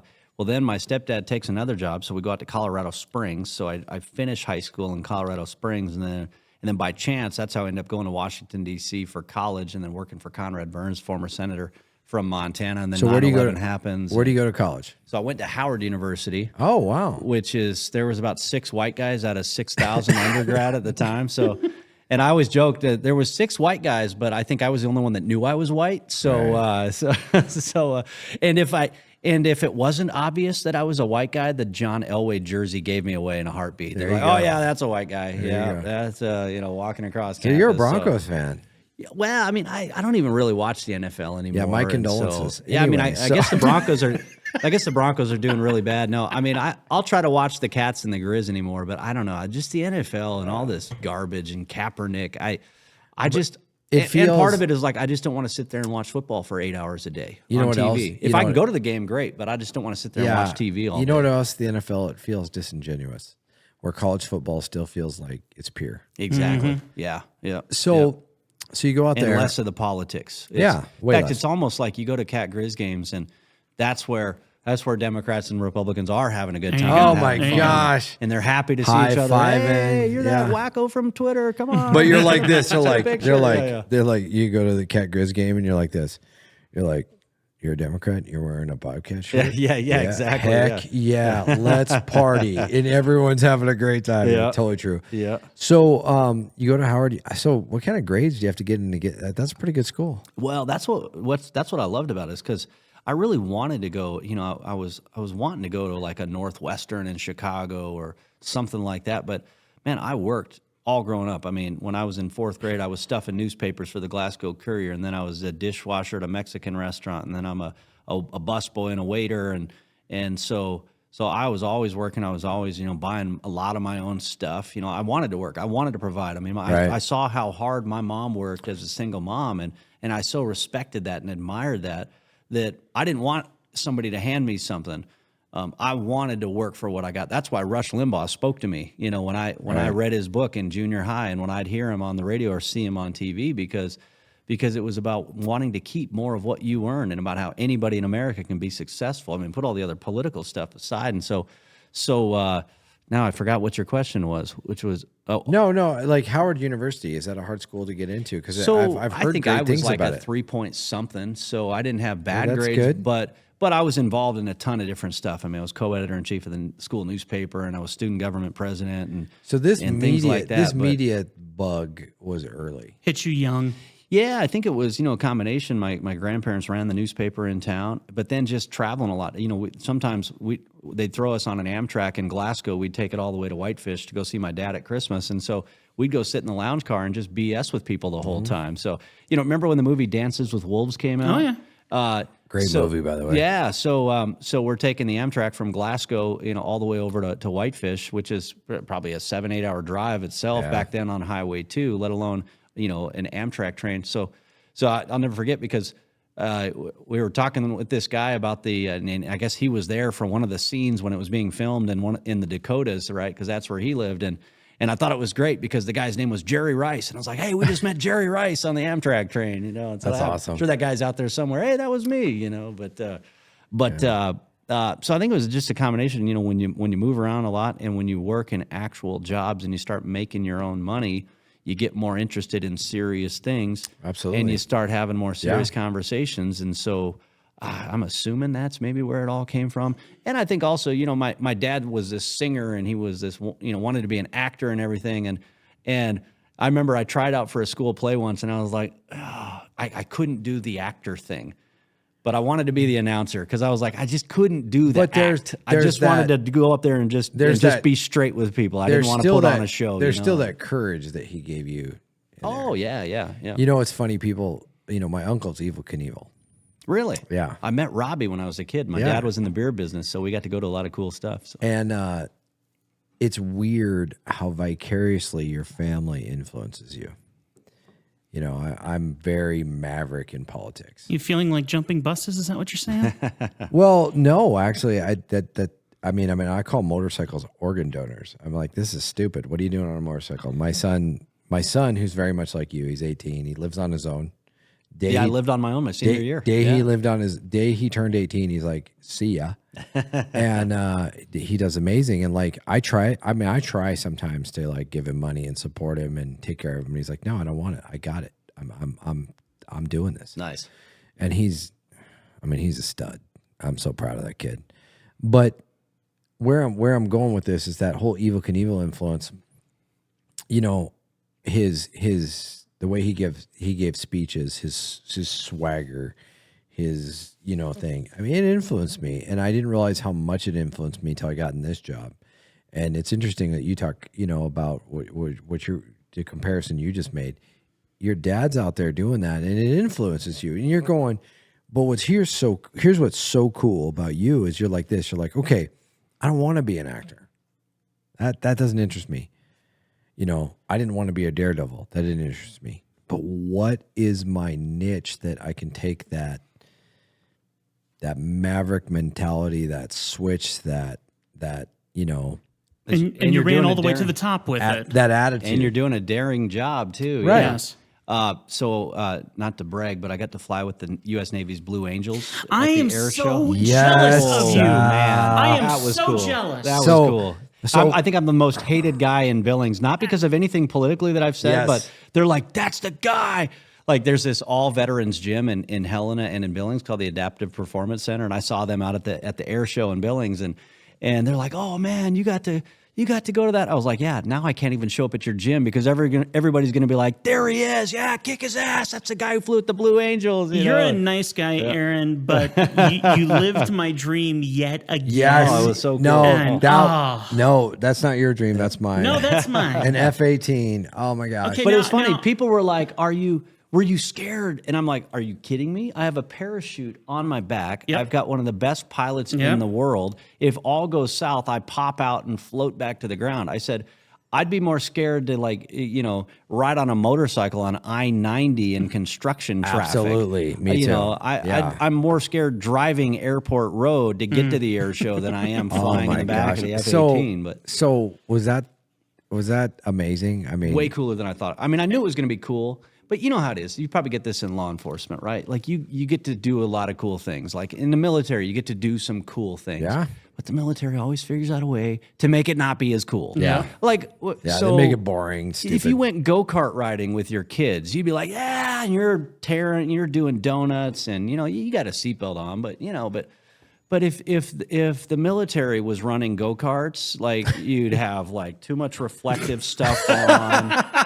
You'd only go 5 miles an hour. They'd have ground guides, they'd be like, beep. You'd be in a bubble suit. beep. Yeah, and you're just like, guys, now let's just skip the go-karts. This sucks, Let me tell you, my wife got me a very special gift while we were living in Florida because I love airplanes. I love getting up in airplanes, and I rarely get the chance. My wife knows this. So she goes out and she rents a Stearman for me to go up in, and this beautiful bi-wing airplane. And you hear all this hype, and we have to wait a year before I get the chance to do this. We go out to the airfield. I'm looking at this beautiful Stearman. And he's like, yeah, we're going to go up. We're going to have a great time. I'm going, yeah, we are.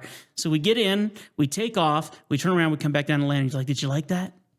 It was 5 minutes, Oh, yeah. And it's one of those. Did you have a parachute on? No parachute. See, again, I'd didn't be even get the more scared parachute. to do that than fly in an Flying an F-18. F-18. Didn't even get the parachute. Because so they have the C-130, what do they call it? Fat Albert is what they call the C-130 that flies with the Blue Angels. I'd be more scared to fly in the back of the C-130 because I've flown in the back of C-130s, but I had a parachute on when I was doing that. Oh, I didn't. And even though I was afraid of heights, I couldn't wait to jump out of the thing with the parachute because because you can't see where you're going. It's like the elevator, like going Yeah. up and Yeah, down. yeah. And then when I get to jump out, it's like, okay, at least I know this thing's going to pop open and I'll, float pretty quickly to the ground, and it's probably going to hurt, but at least I'm getting to the ground. Did they give you any high G maneuvers? What was the highest? So we ended up doing, I wonder, I need to find out what the highest they've ever done for a media ride. They do 2 media rides at every air show, but we had 2 former Blue Angels that were there. One of them is a great guy. Jesse, we're media. We're you are media. I now. think That's a we are very good now. point. We're media. That's a very good point. So so for the next Great Falls Air Show, apply for media.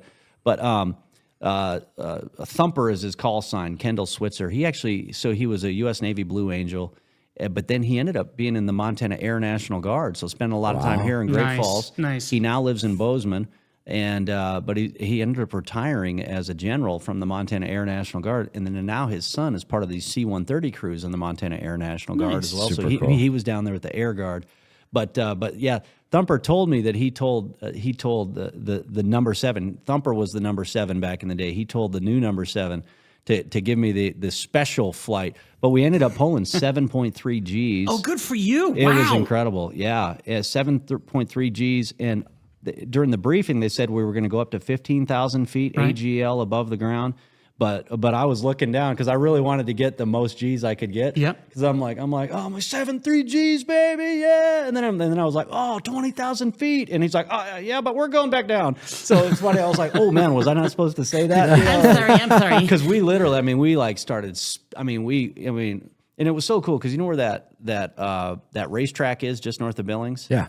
So the speedway just north of Billings, the key terrain feature. So they were using that as one of their key visual terrain features for their movements. Bunch of great ranchers around there, including one of our country station guys down in Billings. And so he's like, "You guys were right above me," but yeah, literally we're like 500 feet above the ground, just and on the video you just see farmland, the golden wheat and then the brown and then gold, brown, just flying, right?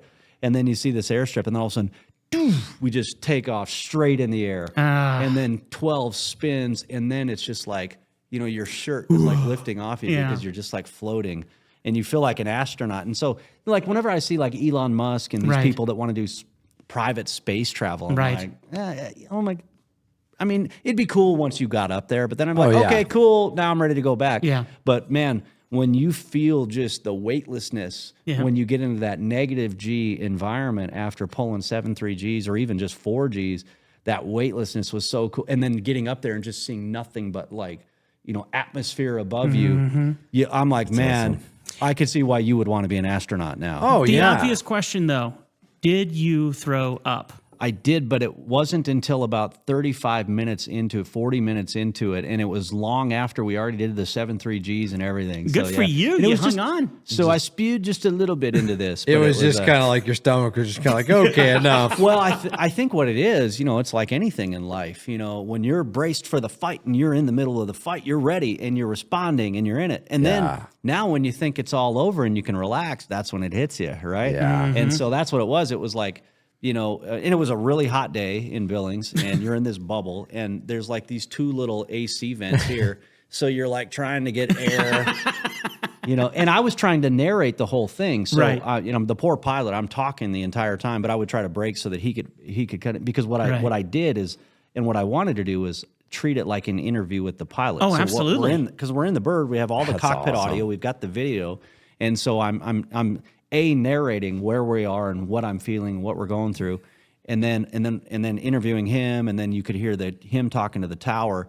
So I took like a 25-minute chunk of that audio, or 15, 20 minutes, and played it over the air on the radio. That's awesome. And I didn't know how it was going to play, so I told like my radio guy in Malta, because he's there. I know he's sitting at the board, he's monitoring, just like Tim's monitoring the show and monitoring the podcast right now. I know that Frank in Malta is monitoring it. So I said, Frank, let me know how this sounds over the radio, so that, because if it's too scratchy and it just doesn't work, I can bail, but just give people a sense of it. And I'm all of a sudden I'm getting text messages from eastern Montana and here, and like somebody's like, man, I got tears streaming down my cheeks right now. That's awesome. Because it fills you with so much pride and patriotism, Right. and it's just like, holy cow, and the fact that it was in the air over Montana, Right. and it's like, And we finally, because see, people at these military bases and some of these active duty military families, they get to see this, they get to experience it. We here in Montana, we send our boys and girls off, and we know they're doing these cool things, but we don't get to see it. Yeah. And we got to see it. No, air shows are super important. It was cool. Super important. Yeah. You know, my 3-year-old daughter, her favorite thing in the world is airplanes. Oh, really? And we took her to the Thunderbird show, and she was scared. She was so scared. She was covering her ears the whole time because of the noise. But she was like, oh, she thought it was the coolest thing ever. She's 3 years old, and she's just fascinated with aviation. Fascinated. She thinks it's the greatest thing ever. Very cool. And you know, the thing that's so amazing about it is one of the reasons we are the country in the world that we are is because of our aviation power. Oh, yeah. Yeah, You know, 100%. we are, the Wright brothers, we have lived out the dream of aviation, and I think aviation is amazing. I'm super fascinated with it. I have deep admiration and respect for those pilots. Well, and that's what I was talking about while we were in the middle of it. And then in some of the earlier interview conversations, in fact, it was really cool going back to, being on the radio, and you never know who all's listening. So I got a friend in Billings. He's a firefighter. He was in Ramadi, Iraq, same place I was at. We probably lived in the same little old Iraqi army barracks. We had the same sector that we worked every day. He was the unit right before the unit I was with came in, and that place was nasty, right? So we had the same experience, and now our sons are playing football together tomorrow in Great Falls, right? That's awesome. And, So where's your son playing tomorrow? So good question. I haven't even gotten finished with today yet to know there exactly you go. where. So he's did you say freshman? Freshman, yeah. So he's a freshman on Billings West team. So right? there, it's I think it's Great Falls High, but I can't. It's remember. probably Great I gotta Falls look High at or the, it's Paris, one of the two. Yeah, I can't remember. So What time's that at? 10 or 11. Cool. So I'm on dad duty tomorrow, so I might stop by. Yeah, you should do that. Yeah, do it. Yeah. That's awesome. So what position does he play? So a little bit. He's mostly doing special teams. Awesome. He that's the thing. You get some of these kids. They've been on every camp, since they were 2, and some of them, their dads were pro football players, and so these kids they know football. There's some solid kids. This freshman team has got some really cool families, cool teams, But I told him, I was like, hey, but what I love is that he just loves being part of the team. Right. And he's working and he's hitting the weight room hard. And so it's fun. But mostly special teams and then some linebacker position time as well. Linebacker, So, that's great. Yeah. But You got to be so proud. Well, it's just fun. What I like about it is, how many kids in Montana are actually going to make it to pro football? How many of them are actually going to make it to college football, right? 0.0000. But I'm glad that he's a part of a team. Yeah, absolutely. And I'm glad he's got other people speaking into his life, and he's playing in a AA program. I was got a lot of kids. I was a 2-year AA starter as a kid, and I remember one time feeling sorry for myself because our team sucked or something. This is before Bozeman was Bozeman, and I remember my dad telling me one day, he's like, "Are you kidding me?" He's like, "You are a 2-year starter at a double. For those out there watching on internet land, and AA is the top in Montana. You were a 2-year starter at a AA football team. Some people in Eastern Montana would tell you Class C is the top in Montana. Right, exactly. No, but well said. Yeah. No, I totally agree with you. And what he's trying to say is like, count your blessings. Yeah. This is and you're like, holy cow, yeah, no. Well, and this freshman team right now is just rocking and rolling, and it's like, awesome. guys. And what's cool to see is granted, kids will change a lot and programs will develop and these kids will develop over the next 2-3 years. But what's cool is they're saying, man, imagine what we can be a part of when we're seniors, when we're juniors. So that's kind of cool that it's getting these kids to think about long range and long-term goals and not just focus on how much playing time you're getting right now or how much of this or how much of that, but you're thinking, man, what do I get to be a part of? And so I get just as excited about that though as I get about my other kid who's doing the construction program and building a house through the school right now. That's cool, man. That's got real job. But going back to my firefighter buddy who's got a big old kid playing on the team. So he called in when we were talking about this air show stuff and made the same point that I made, which is when we were in Ramadi, Iraq, we'd have an Anglico team that would roll out with us. So, and I might forget the acronym, so I won't even waste time messing with the acronym tonight. But basically, what this Anglico team was okay. I had my 2 Humvee crews that were roving through the guts of the city, And then I had my other guys out on Overwatch in other locations, and we were getting contact so much and crazy stuff going on so much that our good Marine friend said, hey, we're and our company commander, I think helped broker this. Hey, we're going to kick an Anglico team out with you guys. So these guys are basically guys that they can talk to the bird. They can talk to the F-18. So here I am flying in a Blue Angels F-18 Super Hornet. When I was in Ramadi, Iraq, we had F-18s overhead. And so when the Anglico team was out there, I had a Top Gun flight instructor, Marine Corps major, who could get on the mic with the guy sitting in the back seat of the F-18. And there I am flying in the back seat of this F-18. And what was so cool about it is, when you're on the ground, you love the fact that there's this F-18 up there. You love the fact that you got this incredible Anglico team out there with you, because you know that, man, they can start making stuff happen. Or even if they just do a low run, that'll tell the enemy, hey, you better stop whatever you're doing right now, because look at what we got here. Fast mover coming station, in. Right? Yeah. And so, but as the guy on the ground, you just assume, oh, they're pilots and they're very skilled, they're very smart, it's really cool what they do, but they're flying around, then they go back to their nice, little hooch at the end of the day. But then when you're in the back of that F-18, you're like, holy cow, the physicality that this thing takes. And you're like, okay, you're trying to look down there and you got these screens and you're trying to, wait, what are they seeing and where are they? And okay, I don't want to drop a munition on our friendly. And but when you feel the physicality of it, you're like, man, these guys are, they're sweating just like you are, right? And it's what, 120? If it's 120 where you're at, what do you think it is up there? And they're in this little bubble with a little bit of AC. And so you just, you never know what seat people are really sitting in until grass is always greener. Oh, well, yeah. In the pilot jet. So, all right. So you're in the military reserves, correct? I was mostly National Guard, and then switched to the Army Reserve for the last few years. So what rank are you? So Lieutenant Colonel right now. So yeah.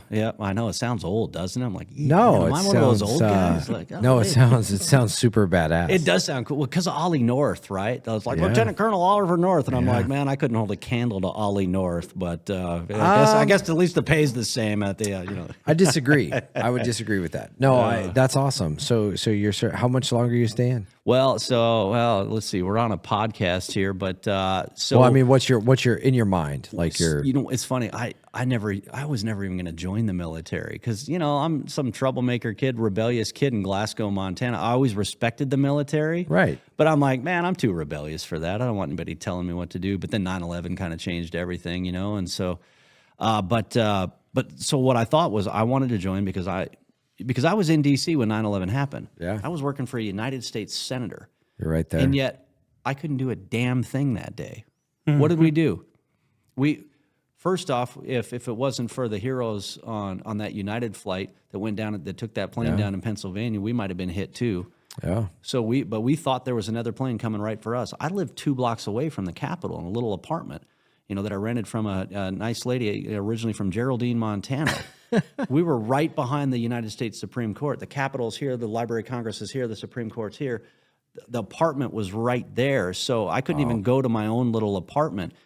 We couldn't go back to our offices on Capitol Hill, so we all just gathered, all of us Montanans just gathered at a friend's house that lived further away from the Capitol, and all we could do is just sit there and watch as this black plume of smoke is coming from the Pentagon. Wow. But there were Red Cross volunteers and first responders that were out there actually doing something. And it's like, man, I work for a United States senator and I can't do a damn thing right now. And so that's what really said, man, I don't think I'm ever good enough to serve in the military, or I'm too rebellious for it. But it's like, you know what?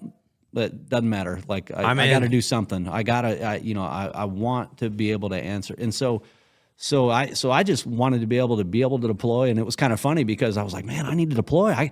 I got to deploy before the war's over. What I appreciate, as the war was still going on 20 years later. What I appreciate is when running your show, so your show came right after mine every day. And so I enjoyed going into my office and tuning into your show. Oh, cool. Because you handled people calling into your show so exceptionally well. Really? Oh, wow. In my opinion, because I wouldn't want to do that. I wouldn't have to. I don't want to. Anyway, long story short, what I loved is when I would hear, Aaron's not in today, and someone's filling in for him because right now he's doing movements over right now with Army National Guard. And I'm like, Rock on, dude. I mean, that's cool. The guy's doing his extra mission. That's fantastic. You know, it was cool too to be able to like. Well, and what I loved about it, you know, it's the best thing that ever happened to me. One of the best things that ever happened to me because, humility and more appreciation for service and sacrifice across the board. You always appreciate it, but you didn't really know what it was really all about, right? But being a radio guy, it was just you know, I think. You get to know where other people are coming from because, you know, you got a whole different cast of characters in any military unit, you know, all backgrounds, different political ideologies, different lifestyles, you name it. And so it just kind of keeps you grounded and in realizing what real life is like too. And so you don't get in your little bubble of folks that you're talking to on a daily basis. You know, what I admire the most is the call to action. Yeah. You know, I mean, we are all sitting here as Americans doing our thing, and there's something that just, you got to go. That's your call to action. You're doing it. You're going to go make a difference. You're going to go do it. This is how it's going to happen. That's very admirable. There's not a lot of, you know, unfortunately, we don't have a lot of warrior men anymore. Oh, no. And, you know, God bless you for doing that. But we got warrior women. Yes. Well, you know, we have that are stepping up in a bigger way than the men are. I don't times, you know? I'm mama bears. I'm married to one. That's right. I do not disagree with you.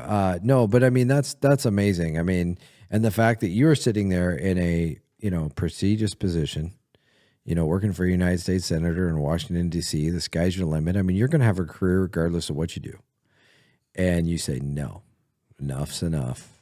I'm taking the fight to the enemy. This is what I'm going to do. Well, and just refocus in your life too, and you know, coming back with family. What you were talking about too about call to action. So about an hour after I had you on the radio the other day, you know, we had the electric cooperatives. We were there for their meeting. An hour after you wrapped up with us, we only had like 60 seconds, or like we had like 1 minute left in the show, and then you know the national news runs were out of time, and I didn't see this guy till the very end. I was like, oh, man, holy cow, there's Jerry. We got to get Jerry on the radio. Jerry, I only got like 60 seconds, man. What, you know? And so Jerry Lem, I believe is his name. He's out of Anaconda, Montana. He is basically like the safety officer who teaches safety for the electric cooperatives, the linemen all across the, you know, state and a lot over the country as well. But I didn't know they had this, you know. We had a QRF in the military, quick reaction force, right? So your guys are in a pinch. Hey, call in the QRF. Here comes. You probably have something similar with your sheriff's office, right? Well, the electric cooperatives have a QRU, like a quick reaction unit that will quickly react. Well, they helped out because there was a power line issue, but then they realized it was an accident issue. So Jerry was the 2023 Lifesaver Award winner for the electric cooperatives. And they'd respond to something down in, I think it was Lima, Montana, you know, down there near the Montana-Idaho border near Dillon. But anyway, so we only had 60 seconds, and I'm like, holy cow, like you deserve way more than this. But man, what do you want to say, Jerry? And you know the line, speaking of 9/11, everybody knew this after 9/11. If you see something, say something. Right? Okay, well, what do we say? And who do we say it to? Right? But if you see something, say something. Jerry's line is, if you see something, do something. Do something. Yeah. And I thought, man, we got to make a T-shirt out of that one. If you see something, do something. And it goes back to that Bozeman soccer thing again. Yeah. Okay, you saw parents or whoever getting out of line to some 14-year-old soccer ref. Why didn't you do anything about it? Punish the parents who are bad actors. Yeah, like, so you didn't just stop, or like if you see somebody like yelling F-bombs at a referee when they shouldn't be, just go and be like, hey, Bill, it's just a kid's soccer game, man. Come on, hey, you know, just glad you're excited, but man, hey, let's just give it a break. Like, and then I was joking, you know, there's a lot of us that are too busy being Norwegian nice, where we don't want to confront anybody, we don't want to confront anything, and just brush off everything under the rug. Well, you know what? It's time to stop being Norwegian nice and just do something about some of this stuff. Absolutely. You know, because I'm guilty of that a lot. Where let's just move on. You know, absolutely. No, that's a great point, and that you know, we need to, but confronting someone, there's compassion in that. You care about somebody if you confront. You and I just talked about when we got confronted, when we did stupid shit when we were kids. It was because they cared about us. Some of the best, and it's the best things that ever happened. The best things that ever happened to me were Or when I screwed up and somebody said, and somebody called you out on it, or you realize that you screwed up, right? Or, Right. I mean, that's the best thing about having a spouse is you got somebody to speak into your life to tell you, tell you on a daily basis, what you might, you know what I mean? And so, Oh yeah. but nobody wants that accountability anymore. I'm sure your wife's the same. My wife every day is critiquing what I say, critiquing what I do, and she's like, "Yeah, you missed the mark on that." And you're like, you go to your wife for a lot of approval, right? And so you go to her and like, "Hey, honey, how'd I hit that?" And she's like, "Yeah, that wasn't good." And you're like, "Oh, but that's real honesty." Well, I like it because she actually spurs me on because, again, you try to be the Norwegian nice thing. She's like, no, say it. Like actually say it, and it's actually, I get some of my best material on the radio show. It'll be some of the random stuff. And she's like, sorry, I'm emailing that to you. And I'm like, no, that was great. And then that's the most fun thing of the whole day. But remember, the best part about that is the one moment when you go to them and you say, how did I do? And they go, I am proud of you and what you said. You earned that. I remember there was one day, I forget what the reference was, but it was probably some like 90s music reference. But I'm like, you know what? If my wife was the only one that just laughed at what I was talking about on the radio, that's all I need. Amen. That's I'm the okay one with thing that. I need. It's So like, true. I don't know what everybody else is thinking, but So true. I'm laughing my butt off right now. So And true. I got up at dark 30 in the morning, so I don't care if anybody's laughing as long as it's keeping me awake and keeping me going. That's all right. The radio DJ life. Yep. So, Aaron, this was awesome. I'm definitely gonna have you on again. This was phenomenal. This was a great time. Yeah. I think you and I could go on and on and on. And Well, we will over a cigar. We will. We're going to go do that That's right. now. Yeah. For all those out there, we're going to Neil Dubois Cigar Club, and we're going to go check it out with our good friend Jason Laird. So anyway, man, I really appreciate you. Thank you for your service. Thank you for your patriotism. You as well, all your deputies, and Tim, thanks as well, and your whole crew here. Yeah. No, we got a great crew. We got a great team. But God bless you, man. Thanks. Hey, God bless you. Yeah. Thanks for what See you you do. soon. All right. Thanks.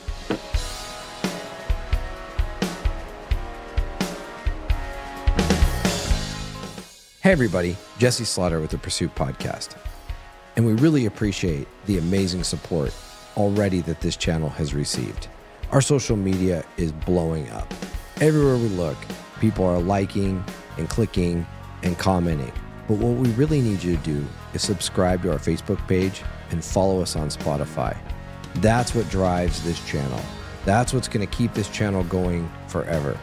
Tim and Ben are behind the scenes doing tireless editing, working on this to make this come out the way it does, this high quality product that it is.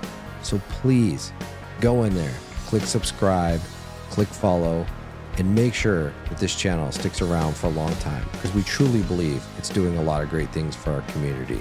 But there's many, many other people out there who we need to support. So follow and subscribe today. Thank you.